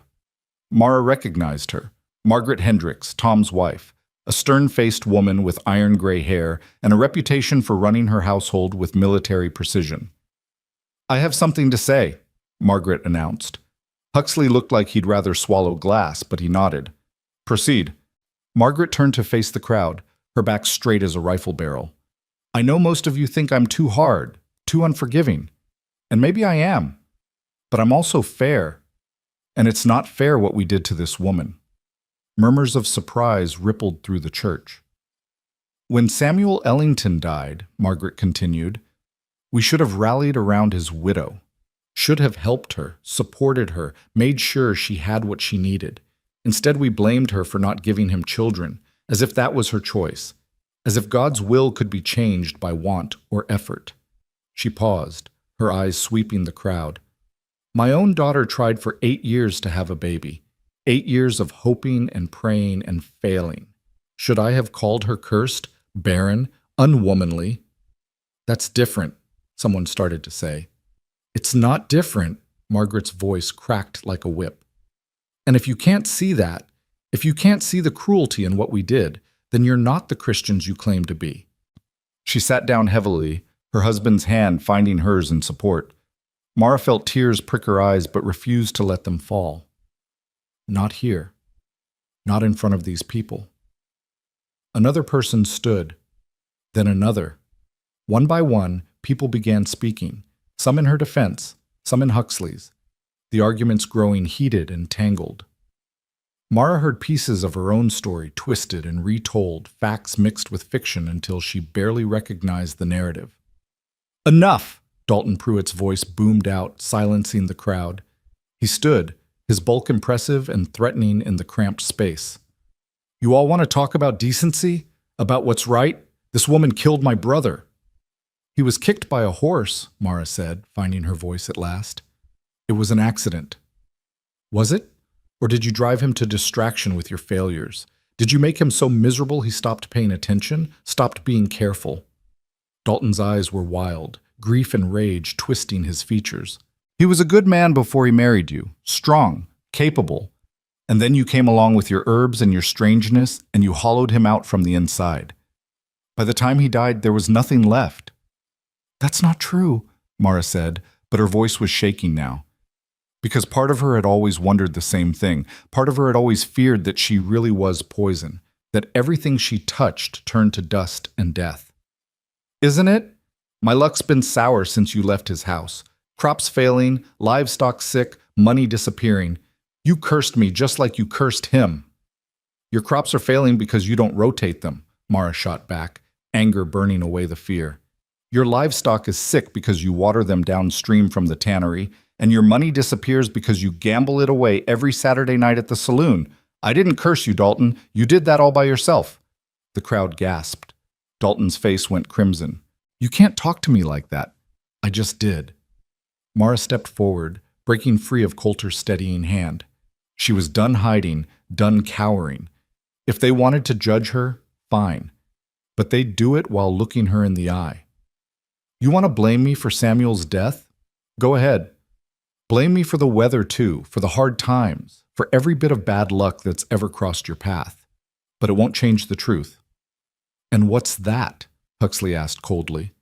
"That I loved Samuel, that I mourned him, that I tried to be a good wife even when you all made it clear I was failing." Her voice broke, but she pushed through. "I couldn't give him children. I know that. I live with that every day. But I gave him everything else, my work, my care, my whole heart. And it still wasn't enough for this town. It was never going to be enough." "So you ran to the first man who'd take you in," Huxley said. "How very convenient." "I didn't run. I was dragged through the street like an animal and left to die in the dirt. And yes, Coulter took me in. He gave me shelter when you gave me nothing but cruelty. He offered me kindness when you offered me only judgment. And if that makes him a sinner in your eyes, then your eyes are blind. You speak of kindness, Huxley said, his voice dripping venom. But what kind of kindness teaches children that sin is acceptable? That living in defiance of God's law is something to celebrate? I teach those girls to be brave, Mara said, to be strong, to stand up for what's right even when it's hard. If that's sin, then I'll sin gladly. The church erupted, people shouting, arguing, some rising to their feet in outrage, others nodding in reluctant agreement. Huxley was calling for order, his voice lost in the chaos. And then a new voice cut through the noise, clear and carrying and utterly unexpected. She teaches them about plants. Everyone turned. In the doorway stood Mrs. Chen, her round face flushed from hurrying, and beside her, holding her hands, were June and Lily. Girls, Coulter said, half warning, half question. You were supposed to stay. We wanted to help, June said, her small voice somehow reaching every corner of the silent church. We wanted to tell everyone the truth. Lily nodded vigorously. Mara's good. She makes us breakfast and fixes our clothes and tells us stories. And she saved the cows when they were sick. She did, Tom Hendricks called from his seat beside Margaret. Saved Coulter's whole herd with some kind of tonic.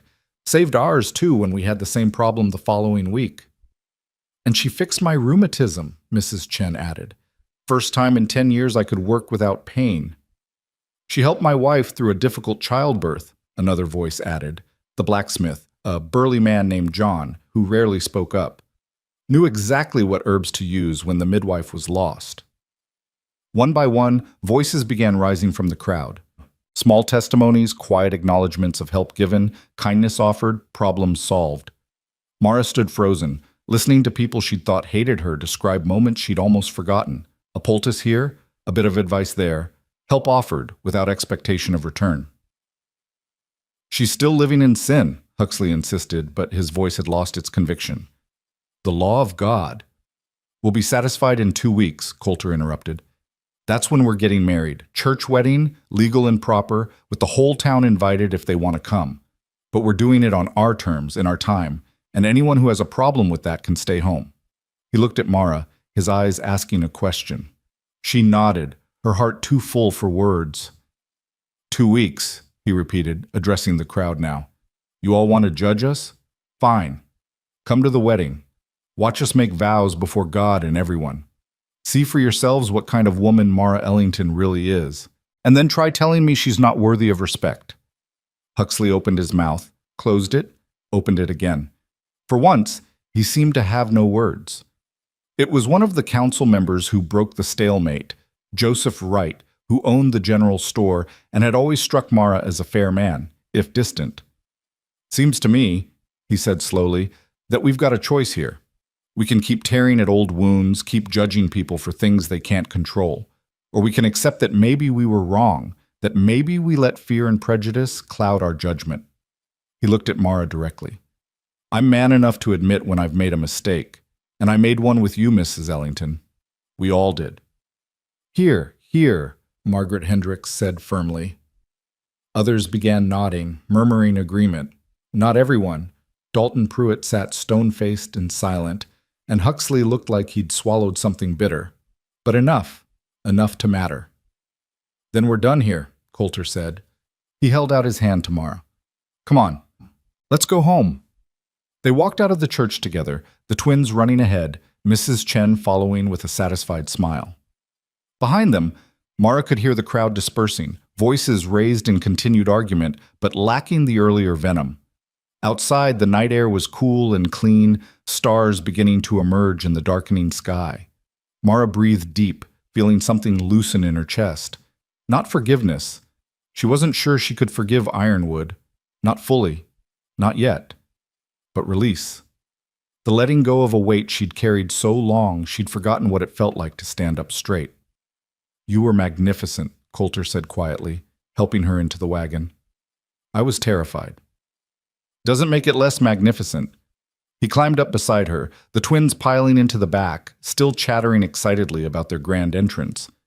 You faced them down, made them see you. Some of them, maybe. That's all we can ask for. He took her hand, laced their fingers together. The rest will come around or they won't. But it doesn't matter. We've got what's important. Mara looked at the twins, already half asleep against each other in the wagon bed, their faces peaceful in the lamplight. Looked at Coulter, steady and solid beside her. Looked at the road ahead, leading away from Ironwood and toward the ranch, toward home. Yes, she said softly. We do. The ride back was quiet, peaceful in a way the ride there hadn't been. The twins fell asleep completely, lulled by the wagon's motion. Coulter drove with one hand, the other never leaving Mara's, and they didn't talk because they didn't need to. Everything that mattered had already been said. When they finally reached the ranch, the house dark and waiting, Coulter carried the twins inside one by one while Mara lit lamps and stoked the fire. The familiar routine of settling in for the night felt different somehow, deeper, more permanent, like they'd crossed some invisible threshold and there was no going back. After the girls were tucked in, after the doors were locked and the lamps turned low, Mara found herself alone with Coulter in the kitchen, the silence stretching between them, not awkward, but full. 2 weeks, she said. Did you mean that? Every word. Unless you want longer? I can wait if you need time. No. She caught his hand, held it between both of hers. 2 weeks is perfect. I don't want to wait anymore. Don't want to keep living in this in-between space, not quite married, but not quite separate. I want to be your wife, Coulter. Fully. Completely. His eyes darkened with emotion too complex to name. I'll talk to the minister in the next town over. Get everything arranged proper. Not Huxley? Never Huxley. He had his chance to be part of this, and he chose judgment instead. Coulter lifted her hand, pressed a kiss to her scarred knuckles. We'll do this right, Mara. I promise you that. I know you will. She paused, then added quietly, Thank you for fighting for me tonight, for believing I was worth it. You are worth it, worth that and more. He pulled her close, wrapped his arms around her, and she let herself lean into his strength. I meant what I said in there. You're the best thing that's happened to this family in years. The girls know it. I know it. And now the whole damn town knows it too. They stood like that for a long time, holding each other in the lamplight, while outside the Montana night settled deep and quiet around them. Somewhere in the darkness, an owl called. The wind whispered through the pines. And inside the Rowan ranch house, a family that had been broken was finally beginning to heal. The next 2 weeks passed in a blur of preparation. Mara enlisted Margaret Hendrick's help. The older woman showed up 3 days after the town meeting with an armful of fabric and a gleam in her eye that suggested she was thoroughly enjoying having a project. Every bride deserves a proper dress, Margaret declared, spreading the cloth across the kitchen table, even one getting married under unusual circumstances. You don't have to, hush. I want to. Call it my apology for taking too long to stand up for you. They worked together in the evenings after the day's chores were done, cutting and pinning and sewing while the twins watched in fascination. The dress took shape slowly, simple but elegant cream-colored cotton with lace at the collar and cuffs that Margaret had saved from her own wedding decades earlier. Something borrowed, she said, stitching it in place with careful precision. For luck. Other women from the valley began arriving too, bringing gifts and offerings. Not all of them. Ironwood still had its share of people who refused to accept Mara, who muttered about sin and propriety and proper waiting periods. But enough came that Mara felt for the first time in her life what it meant to be part of a community of women. They taught her the local customs, the traditions expected at a ranch wedding. They shared recipes for the feast that would follow the ceremony. They gossiped and laughed and welcomed her into their circle with a warmth that made her throat tight. Coulter, meanwhile, threw himself into fixing up the house. The addition he'd abandoned 3 years ago suddenly became urgent, and he worked late into the evenings hammering and sawing, the twins his enthusiastic, if not always helpful, assistants. What's he building? Mara asked Mrs. Chen, who'd become a regular visitor. The older woman smiled mysteriously. You'll see soon enough. On the morning of the wedding, Mara woke before dawn to find the house already bustling with activity. Margaret had arrived with her daughters, and together they'd transformed the main room into something out of a dream. Wildflowers in jars on every surface, ribbons strung from the rafters, the long table covered with food that neighbors had been dropping off since sunrise. Come on, Margaret said, shooing Mara toward her small room. Let's get you ready." The dress fit perfectly, hugging her curves and falling to her ankles in soft folds. Margaret pinned her hair up, weaving in small white flowers, then stepped back to assess her work. "Beautiful," she pronounced. "Absolutely beautiful." Mara looked at herself in the small mirror and barely recognized the woman staring back. Not because she looked different, but because she looked happy. Genuinely, deeply happy in a way she'd thought she'd never feel again.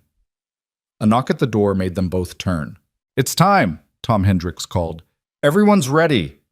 The ceremony was held outside under the spreading branches of an old oak tree that Coulter said had stood on the property since before his grandfather's time.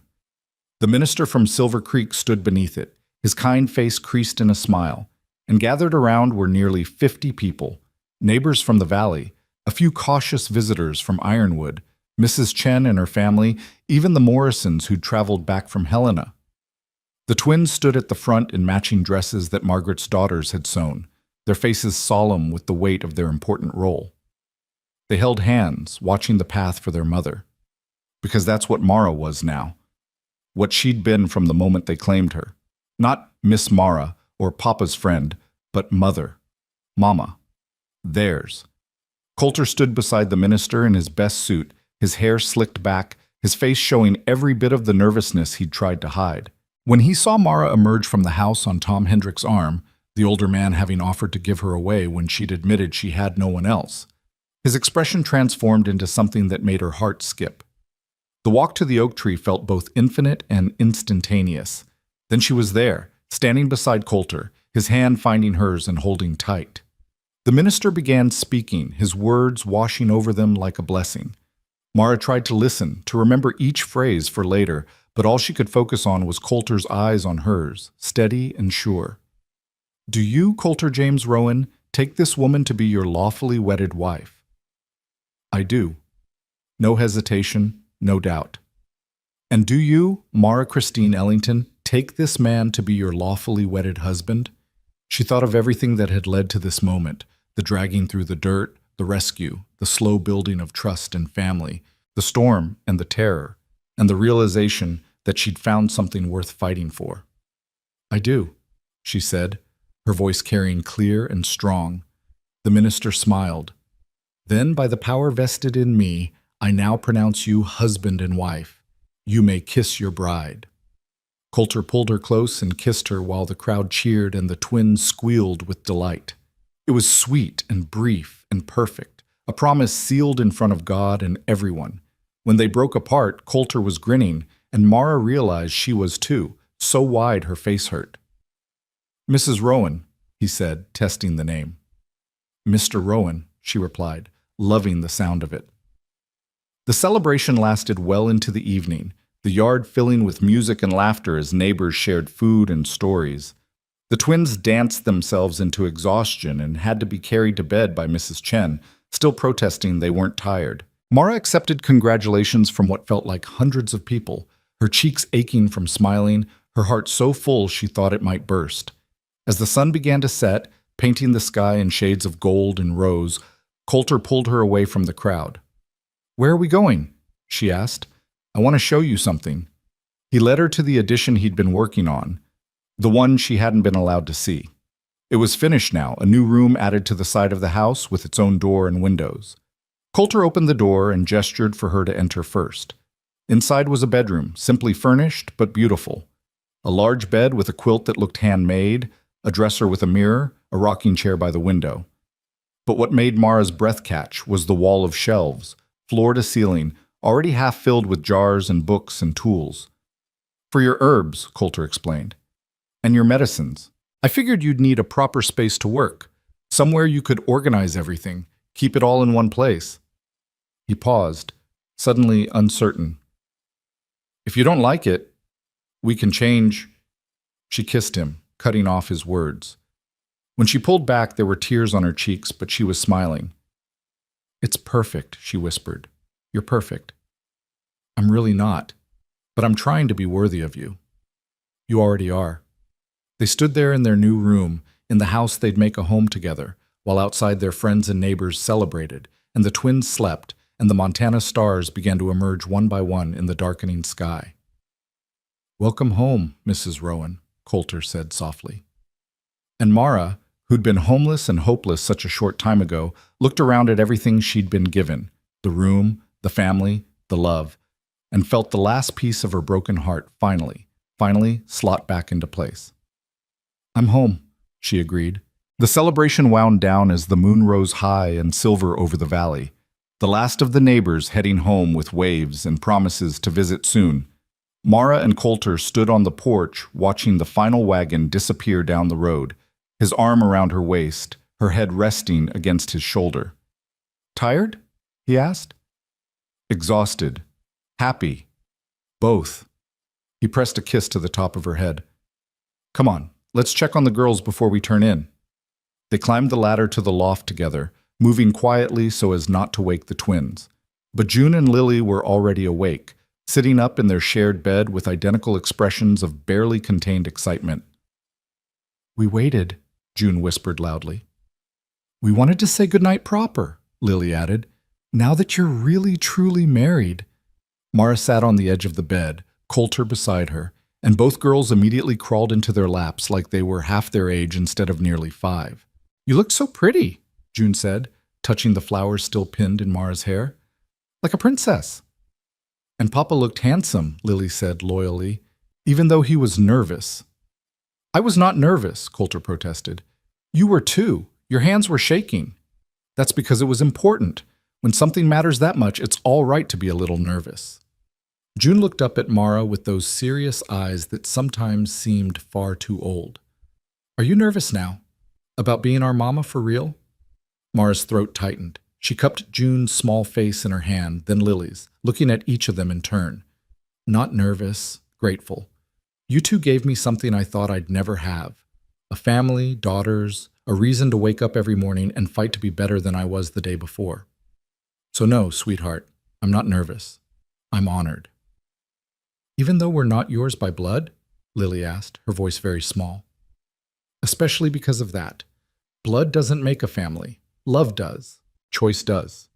And I choose you every single day, both of you, forever. The twins looked at each other, some silent communication passing between them, then threw themselves at Mara simultaneously, nearly knocking her backward off the bed. Coulter steadied her while she wrapped her arms around the girls, holding them close, breathing in the scent of their hair and the absolute rightness of this moment. We choose you too, Mama, June whispered. Forever and ever, Lily agreed. They stayed like that until the girls' breathing deepened and their grips loosened, sleep finally claiming them. Coulter helped Mara tuck them in, pulling the blanket up to their chins, smoothing back their matching braids. They're ours now, he said quietly as they descended the ladder. Legally, officially, in every way that matters. They always were. The papers just made it official. In their new room, their room together, Mara unpinned the flowers from her hair while Coulter lit the lamp on the bedside table. The light caught on the shelves he'd built, on the jars she'd already started filling with herbs and remedies, on the books the Morrisons had sent from Helena, along with Samuel's mother's journals. I read some of those journals, Mara said, nodding toward the stack.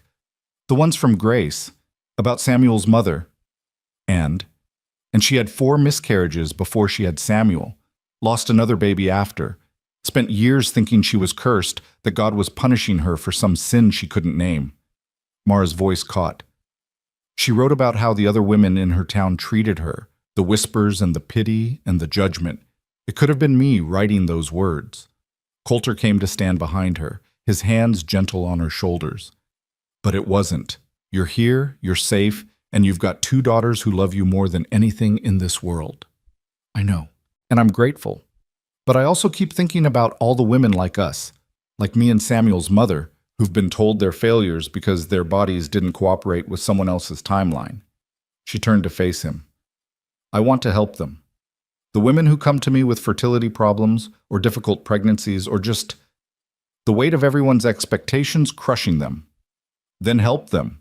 You've already been doing it, haven't you, with the remedies and the advice? I want to do more. Maybe set up a proper practice, somewhere women can come without judgment, somewhere they can talk about the things no one wants to discuss in polite company. A slow smile spread across Coulter's face. That inheritance money from Samuel, the $300 you wanted to put into the ranch. Yes? Use some of it for this instead. Build yourself a proper clinic, stock it with supplies. Let people know you're available to help. He cupped her face, his thumb brushing across her cheekbone. You've spent too long making yourself smaller to fit other people's expectations. Time to take up all the space you deserve. Mara felt something crack open in her chest, some last barrier she'd been holding against hope. You really mean that? Every word. This ranch is doing well enough now. We've got help lined up for harvest, the cattle herd is healthy, and with both of us working together, we can manage just fine. But what you're talking about, that's important work, Mara. Work that could change lives. I'm not going to stand in the way of that. She kissed him then, pouring everything she couldn't say into the touch. When they finally broke apart, both breathing hard, she rested her forehead against his. I love you, she said. I don't think I've actually said it enough, but I do. So much it scares me sometimes. I love you too. From that first day in Ironwood when my daughters looked at you and saw a mother, and I looked at you and saw my future. He smiled, that rare, full smile that transformed his entire face. Took me a while to admit it, but it was always true. That night, lying beside him in the darkness with his arm around her waist and his breathing steady against her neck, Mara thought about the journey that had brought her here. The pain and the shame and the absolute certainty that she'd never be anything more than Ironwood's discarded widow. And then the impossible rescue, the slow building of trust, the storm that had changed everything. She thought about the women she'd help tomorrow, and the day after, and all the days to come. Thought about the girls sleeping upstairs who'd claimed her as theirs without hesitation or conditions. Thought about the man beside her who'd seen her at her lowest and decided she was worth fighting for. And for the first time in her entire life, Mara Rowan, didn't wonder if she was enough. She knew she was. The weeks that followed settled into a rhythm that felt both new and ancient, like something they'd been practicing for years instead of months. Mara woke before dawn to start breakfast while Coulter handled the early morning feeding. The twins would stumble down from the loft sleepy and disheveled, and they'd all eat together as the sun climbed over the eastern peaks, planning the day's work over coffee and conversation. Word of Mara's skills continued to spread. Women started appearing at the ranch, some on horseback, some in wagons, a few on foot from neighboring homesteads. They came with whispered questions and quiet desperation, seeking help for problems they couldn't discuss with the male doctor in Ironwood or the judgmental midwife who'd been practicing for 40 years and had strong opinions about women's moral failings. Mara helped them all, the young bride struggling with painful monthlies that left her bedridden 3 days a month, the older woman whose body was betraying her in ways no one had prepared her for, the expectant mother terrified of childbirth after losing her first baby. Each one found in Mara's new workspace not just remedies but understanding, not just medical knowledge but compassion. She never charged more than they could afford, sometimes taking payment in eggs or vegetables or future favors. Coulter watched her work with quiet pride, never complaining about the constant stream of visitors or the way her attention was divided between the ranch and her calling. You're building something important, he told her one evening after she'd spent 3 hours with a woman having early labor pains, managing to stop the contractions and save the pregnancy. The valley needs this, needs you. But not everyone was pleased with Mara's growing influence. 6 weeks after the wedding, Reverend Huxley appeared at the ranch unannounced, his narrow face set in familiar lines of disapproval. Mara was in the garden with the twins when he arrived, teaching them about companion planting and why marigolds helped protect tomatoes from pests. She felt him before she saw him, that prickling awareness of being watched with hostile intent. Reverend, she said, straightening and brushing dirt from her hands. This is unexpected. Mrs. Rowan, he said her married name like it pained him. I've come to discuss a matter of some delicacy. Girls, go find your father. He's in the barn. June and Lily exchanged glances, clearly reluctant to leave, but they obeyed. Only after they disappeared did Mara turn her full attention to Huxley. Say what you came to say. Very well. It has come to my attention that you've been practicing medicine without proper training or certification.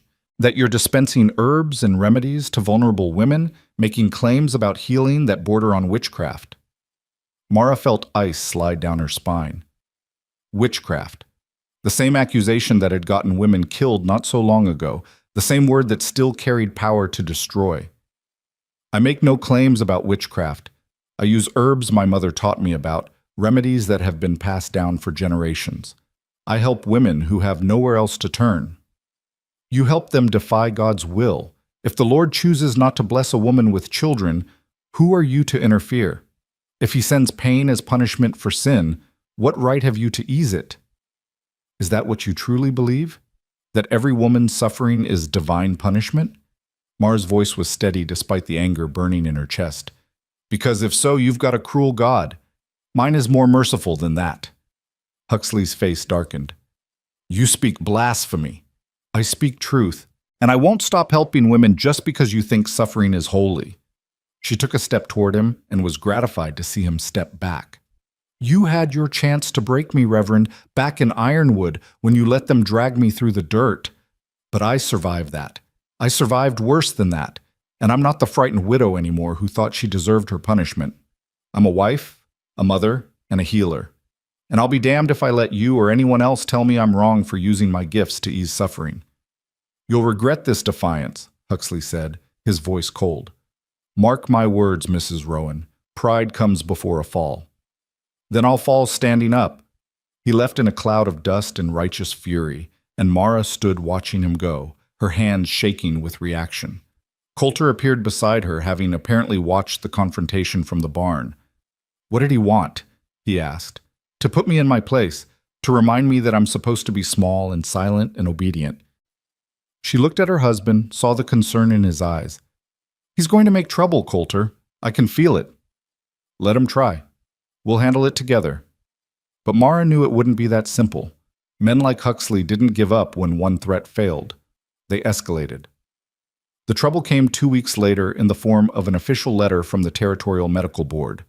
Someone, almost certainly Huxley, had filed a complaint alleging that Mara was practicing medicine without a license, endangering patients with unproven remedies, and making false claims about her abilities. Mara read the letter 3 times, her stomach sinking further with each pass. There would be a hearing in Helena, the letter said. She was required to appear and defend her practices or cease all medical activities immediately. They can't do this, Coulter said, reading over her shoulder. You're not claiming to be a doctor. You're just helping people. They can, and they are. Mara set the letter down carefully, like it might bite. Huxley must have called in favors, made me sound dangerous, and now I have to prove I'm not. Then we prove it. We go to Helena. We bring testimony from every woman you've helped. We show them exactly what you do and why it matters. That's asking a lot. Some of those women, their husbands don't know they've been seeing me. Their families would be scandalized if it came out. Then we ask, and we let them decide. But Mara, you can't just give up, not after everything you've built. He was right, of course. But the thought of standing before a board of male doctors and officials, defending her knowledge against their diplomas and degrees, made her want to crawl into bed and never emerge. Still, she'd faced worse. She'd faced Ironwood and survived. The next 2 weeks were a blur of preparation. Mara wrote down everything she could remember about her remedies, the ingredients, the applications, the results she'd seen. Mrs. Chen and Margaret Hendricks helped organize testimony from the women Mara had helped, carefully documenting each case while protecting the women's privacy as much as possible. The Morrisons offered to accompany them to Helena, lending their respectable presence and financial support to the cause. Even Tom Hendricks, gruff and practical, showed up to offer a letter vouching for Mara's character and the help she'd given his wife. Never seen Margaret so healthy, he wrote in his blocky handwriting. Whatever Mrs. Rowan's doing, it's working. Would be a shame to stop it over bureaucratic nonsense. The day before they were due to leave for Helena, Mara was packing her medicines and documents when she heard raised voices from the yard. She looked out to see Dalton Pruitt climbing down from his wagon, his face red and angry. Her heart sank. She hadn't seen Samuel's brother since the town meeting, had hoped he'd moved on from his hatred. Apparently not. Coulter was already striding toward him, the twins safely inside with Mrs. Chen, who'd come to help with preparations. Mara hurried out to join them. No right to keep practicing your poison, Dalton was saying. My brother's blood is on your hands, and now you're trying to... Enough, Coulter said, his voice dangerously quiet. Get off my property. Not until I've had my say. That woman killed Samuel as sure as if she'd shot him, and now she's spreading her curse to other families. Samuel died in an accident, Mara said, stepping forward despite Coulter's warning glance. A horrible, tragic accident that had nothing to do with me. And I'm sorry, Dalton. I'm sorry you lost your brother. I lost my husband. We both suffered, but blaming me won't bring him back. You made him weak, made him careless. He was so busy worrying about you and your failures that he stopped paying attention. Is that what you really think? Or is it just easier than admitting that sometimes terrible things happen and there's no one to blame? Mara felt tears prick her eyes but refused to let them fall. Samuel loved me. I loved him. And yes, we couldn't have children, but that doesn't mean our marriage was a failure. It doesn't mean I killed him. It just means we were unlucky. Unlucky? Dalton's laugh was bitter. That's one word for it. What do you want from me, Dalton? What would make this right in your eyes? He stared at her for a long moment, and she saw beneath the anger to the grief he'd been carrying for 2 years. The loss of his only brother, the loneliness, the need to make sense of senseless tragedy. I want him back, Dalton said finally, his voice breaking. I want my brother back, and I can't have him, so I want someone to pay for it. I've been paying for it, Mara said softly. Every day since he died. Every time someone looks at me and sees failure instead of a person. Every time I wonder if things could have been different. She took a shaky breath. But I'm done now. I'm done letting grief and guilt rule my life. And I think you should be done too. Dalton's face crumpled. For a moment, Mara thought he might actually break down, might let go of the rage that had been eating him alive. But then he straightened, set his jaw, climbed back into his wagon. You're going to fail, he said. That hearing in Helena, you'll lose, and everyone will see you for what you really are. Maybe, Mara said, or maybe I'll surprise you. He left without another word, and Mara sagged against Coulter, suddenly exhausted. That went better than I expected, Coulter said wryly. He's hurting. Probably has been since Samuel died and no one helped him process it. That's not your responsibility. I know, but I understand it. She looked up at him. Promise me something. Anything. If something happens to me, if I die before you, God forbid, promise you won't let bitterness poison you. Promise you'll grieve, but then keep living, keep loving. Don't let the grief win. Coulter pulled her close, his arms solid and sure around her. Nothing's going to happen to you. And we're both going to live to be old and gray and so cantankerous our grandchildren will tell stories about us. Grandchildren, Mara whispered, testing the word. I like the sound of that. The journey to Helena took 3 days by wagon, the Morrisons riding alongside them while Mrs. Chen stayed behind with the twins.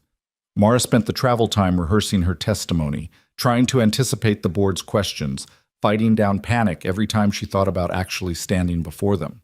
Helena was bigger than any town Mara had ever seen, with proper streets and gas lamps and buildings that stretched 3 stories high. The territorial offices were housed in an impressive stone structure that made Mara feel very small as they climbed the steps.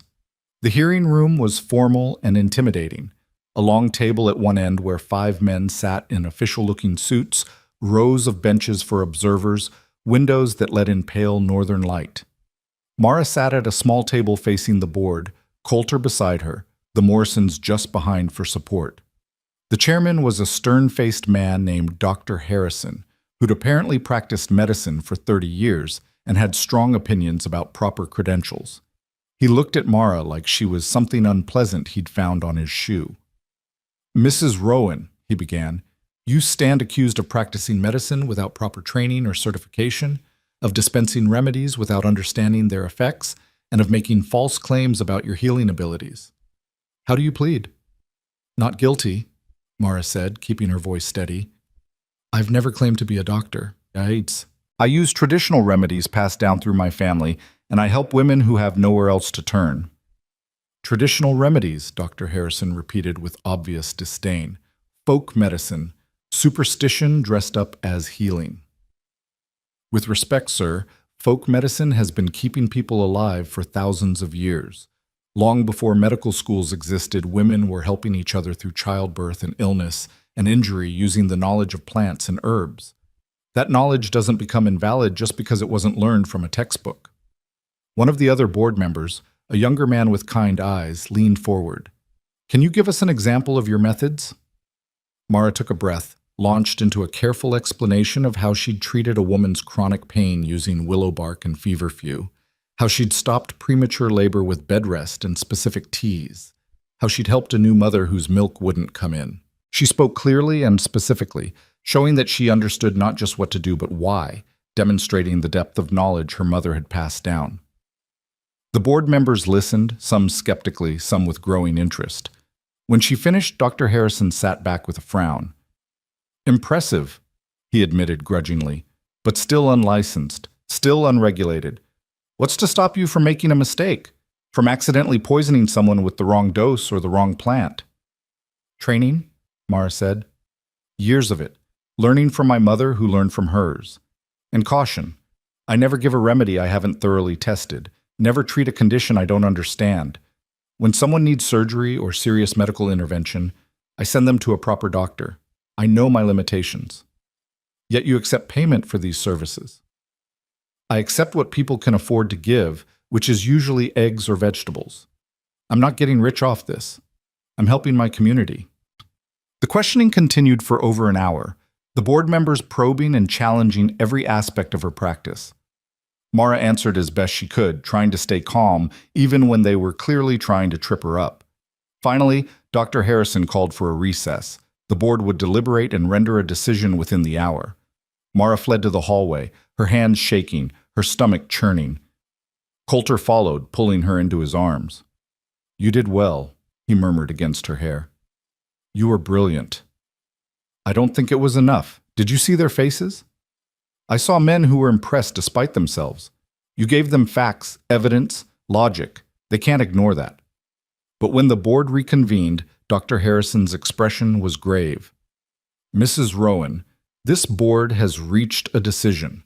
While we acknowledge your obvious knowledge and your stated commitment to helping people, we cannot in good conscience allow unlicensed medical practice to continue unchecked." Mara's heart plummeted. "However," Harrison continued, and something in his tone made her look up, "we also recognize that in remote areas, traditional healers serve a vital function. Therefore, we are prepared to offer a compromise." "What kind of compromise?" Coulter asked. "Mrs. Rowan will submit to examination by a licensed physician who will evaluate her knowledge and methods. If she passes this evaluation to his satisfaction, we will issue her a limited license to practice traditional medicine in her region, with the understanding that she will refer serious cases to qualified doctors and submit to periodic reviews of her work." Mara couldn't breathe. You're going to let me keep practicing? Under supervision, with restrictions, and only after you prove your competency." "But yes." Harrison's stern face softened slightly. "We've reviewed the testimonials your supporters provided. 12 women, Mrs. Rowan. 12 women who say you quite literally saved their lives or the lives of their children. That's not nothing. We'd be fools to dismiss it entirely." The younger board member who'd shown interest earlier spoke up. "I'd like to volunteer to conduct the evaluation, if Mrs. Rowan is amenable. I practice in Silver Creek, which is relatively close to her ranch. We could arrange a series of visits where I observe her work and test her knowledge." "Dr. Samuel Winters," Harrison said by way of introduction. "One of our finest young physicians, trained in both traditional and modern methods." Dr. Winters smiled at Mara. "My grandmother was a midwife and herbalist. I learned as much from her as I did from medical school. I think we'll get along just fine." Mara felt tears slide down her cheeks, but she was smiling, actually smiling, her heart so full she thought it might burst. Thank you so much." "Don't thank us yet. You still have to pass the evaluation, Doctor. Winters will be thorough." "I wouldn't want it any other way."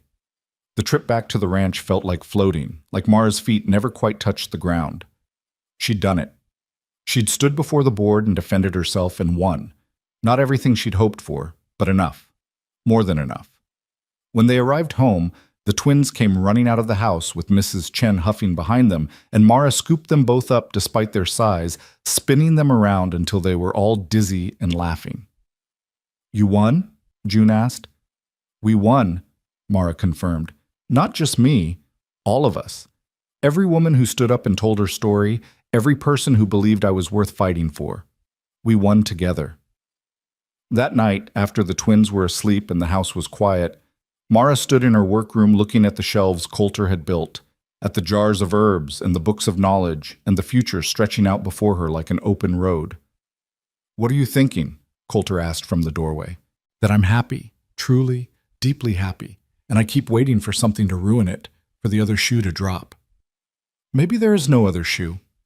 Maybe this is just life now, good and full, and yours to live." "Ours," she corrected, turning to face him. "Ours to live." He crossed the room, took her hands in his. "I never thanked you." "For what?" "For saving me. I was drowning before you came, going through the motions but not really living. You brought this house back to life, brought me back to life. You saved me first, literally pulled me out of the dirt and gave me a reason to keep going. Then I guess we're even." "I guess we are." They stood there in the lamplight, hands clasped, hearts aligned, two broken people who'd found each other at exactly the right moment and decided to be whole together.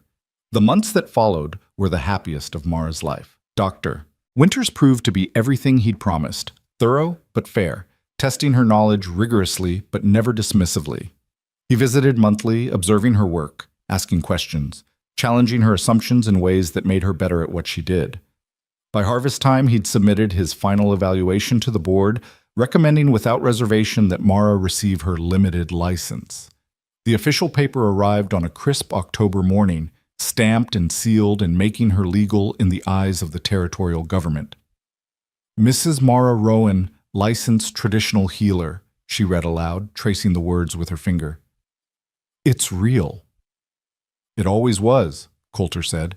"This just makes it official."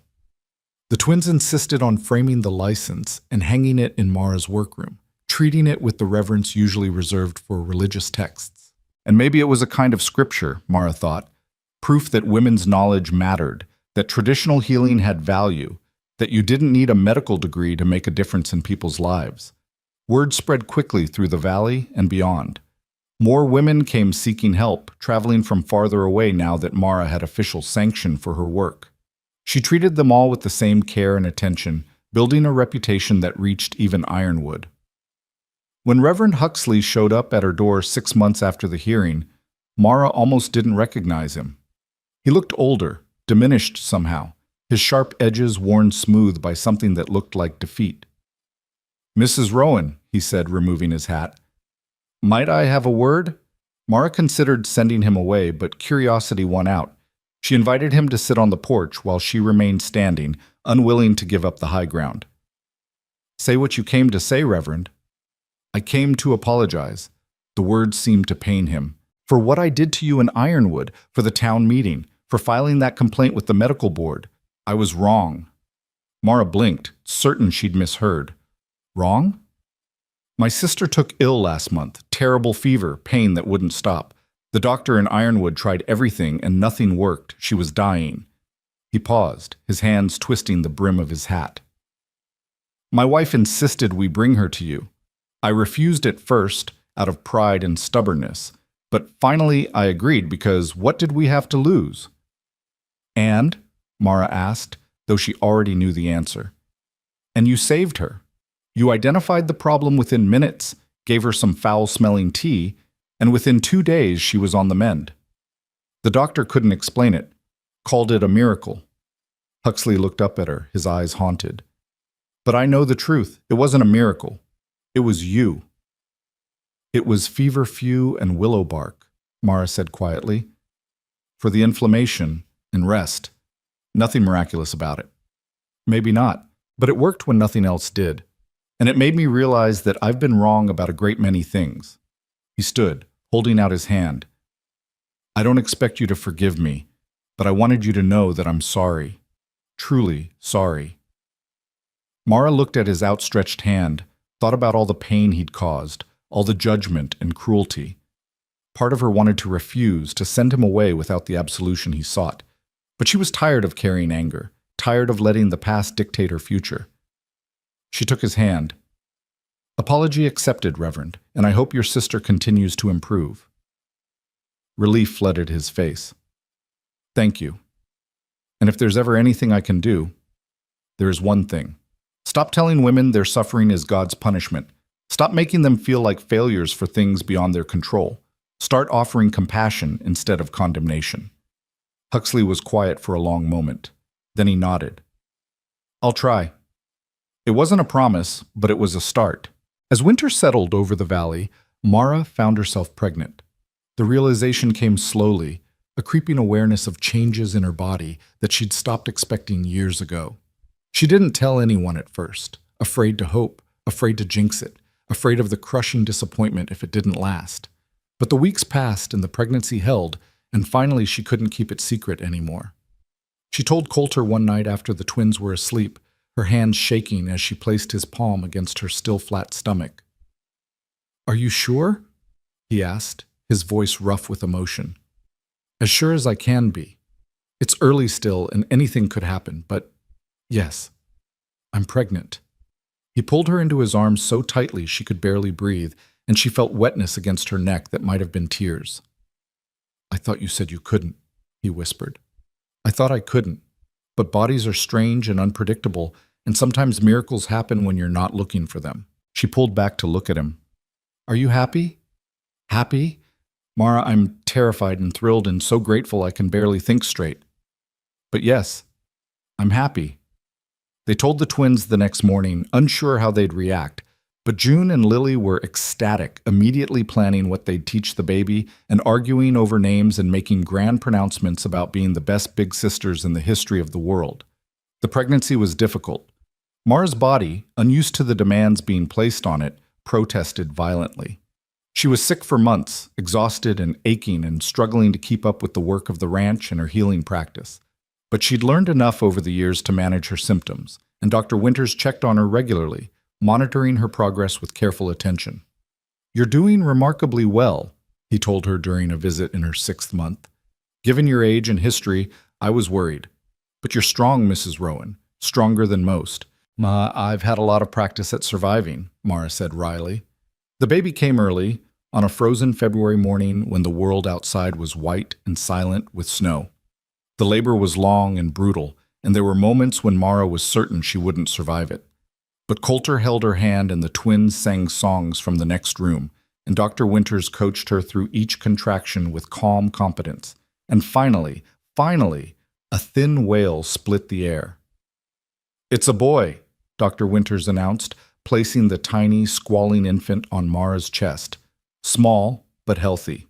Congratulations." Mara looked down at her son, and felt something fundamental shift in her understanding of the world.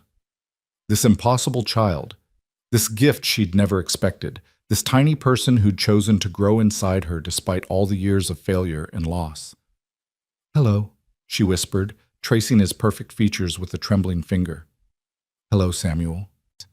Named for her first husband, for the man who'd loved her when no one else would, for the life she'd thought was over but had only been dormant, waiting for the right moment to bloom. Coulter kissed her forehead, his own eyes wet with tears. "He's perfect." "He is." Mara looked up at him, at the man who'd given her everything. "We're perfect." The twins burst into the room moments later despite Dr. Winters' protests, climbing carefully onto the bed to peer at their new brother with awe and wonder. "He's so tiny," June breathed. "We were that tiny once," Lily said importantly. "Mama, can we hold him?" "Soon. Let's let him rest first." They settled on either side of Mara, the 4 of them, soon to be 5 with Coulter, arranged on the bed like puzzle pieces that had finally found where they belonged. Outside, the snow continued to fall, blanketing the valley in white silence. But inside the Rowan ranch house, there was warmth and light and love, and the absolute certainty that despite everything that had tried to break them, they'd survived. They'd more than survived. They'd thrived. Spring came late that year, the snow lingering well into March before finally surrendering to the sun.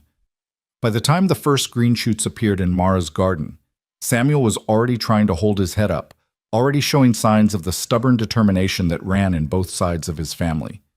Mara stood at her workroom window one morning, the baby sleeping in a sling against her chest, watching Coulter teach the twins how to plant seed potatoes. They were laughing about something, their voices carrying clearly in the cool air, and Mara felt her heart expand with a happiness so complete it was almost painful. She thought about the woman she'd been in Ironwood, broken and hopeless, certain her life was over. Thought about being dragged through the dirt, while a town watched and judged and found her wanting. Thought about two small girls who'd looked at her and seen not a failure, but a mother.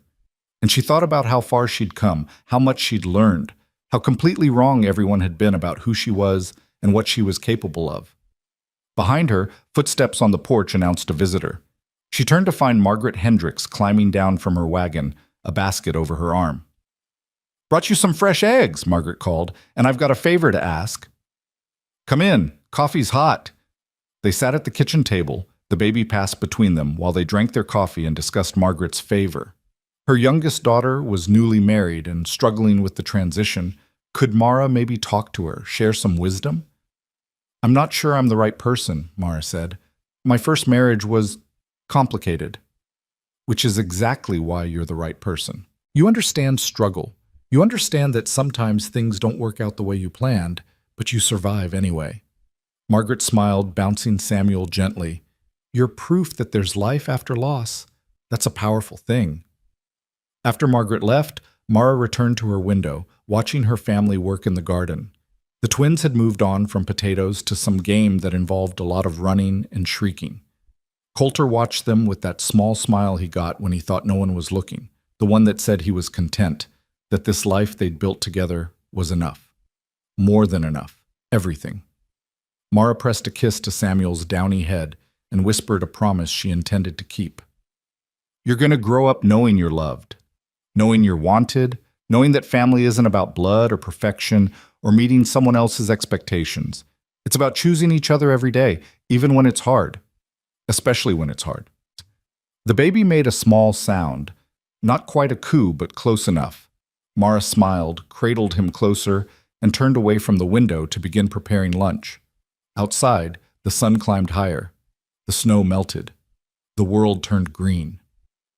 And in the house that had once been haunted by grief and loss, a family lived and laughed and loved with the fierce certainty of people who'd survived the worst and come out stronger. Mara Rowan, once called barren, once called cursed, once dragged through the dirt by people who should have known better, stood in her kitchen with her baby son in her arms and her daughter's laughter floating through the window and her husband's love wrapped around her like armor. And she didn't wonder if she belonged. She knew. She always had. She always would. This was home. This was family. This was the life she'd fought for and earned and claimed as her own. And it was beautiful.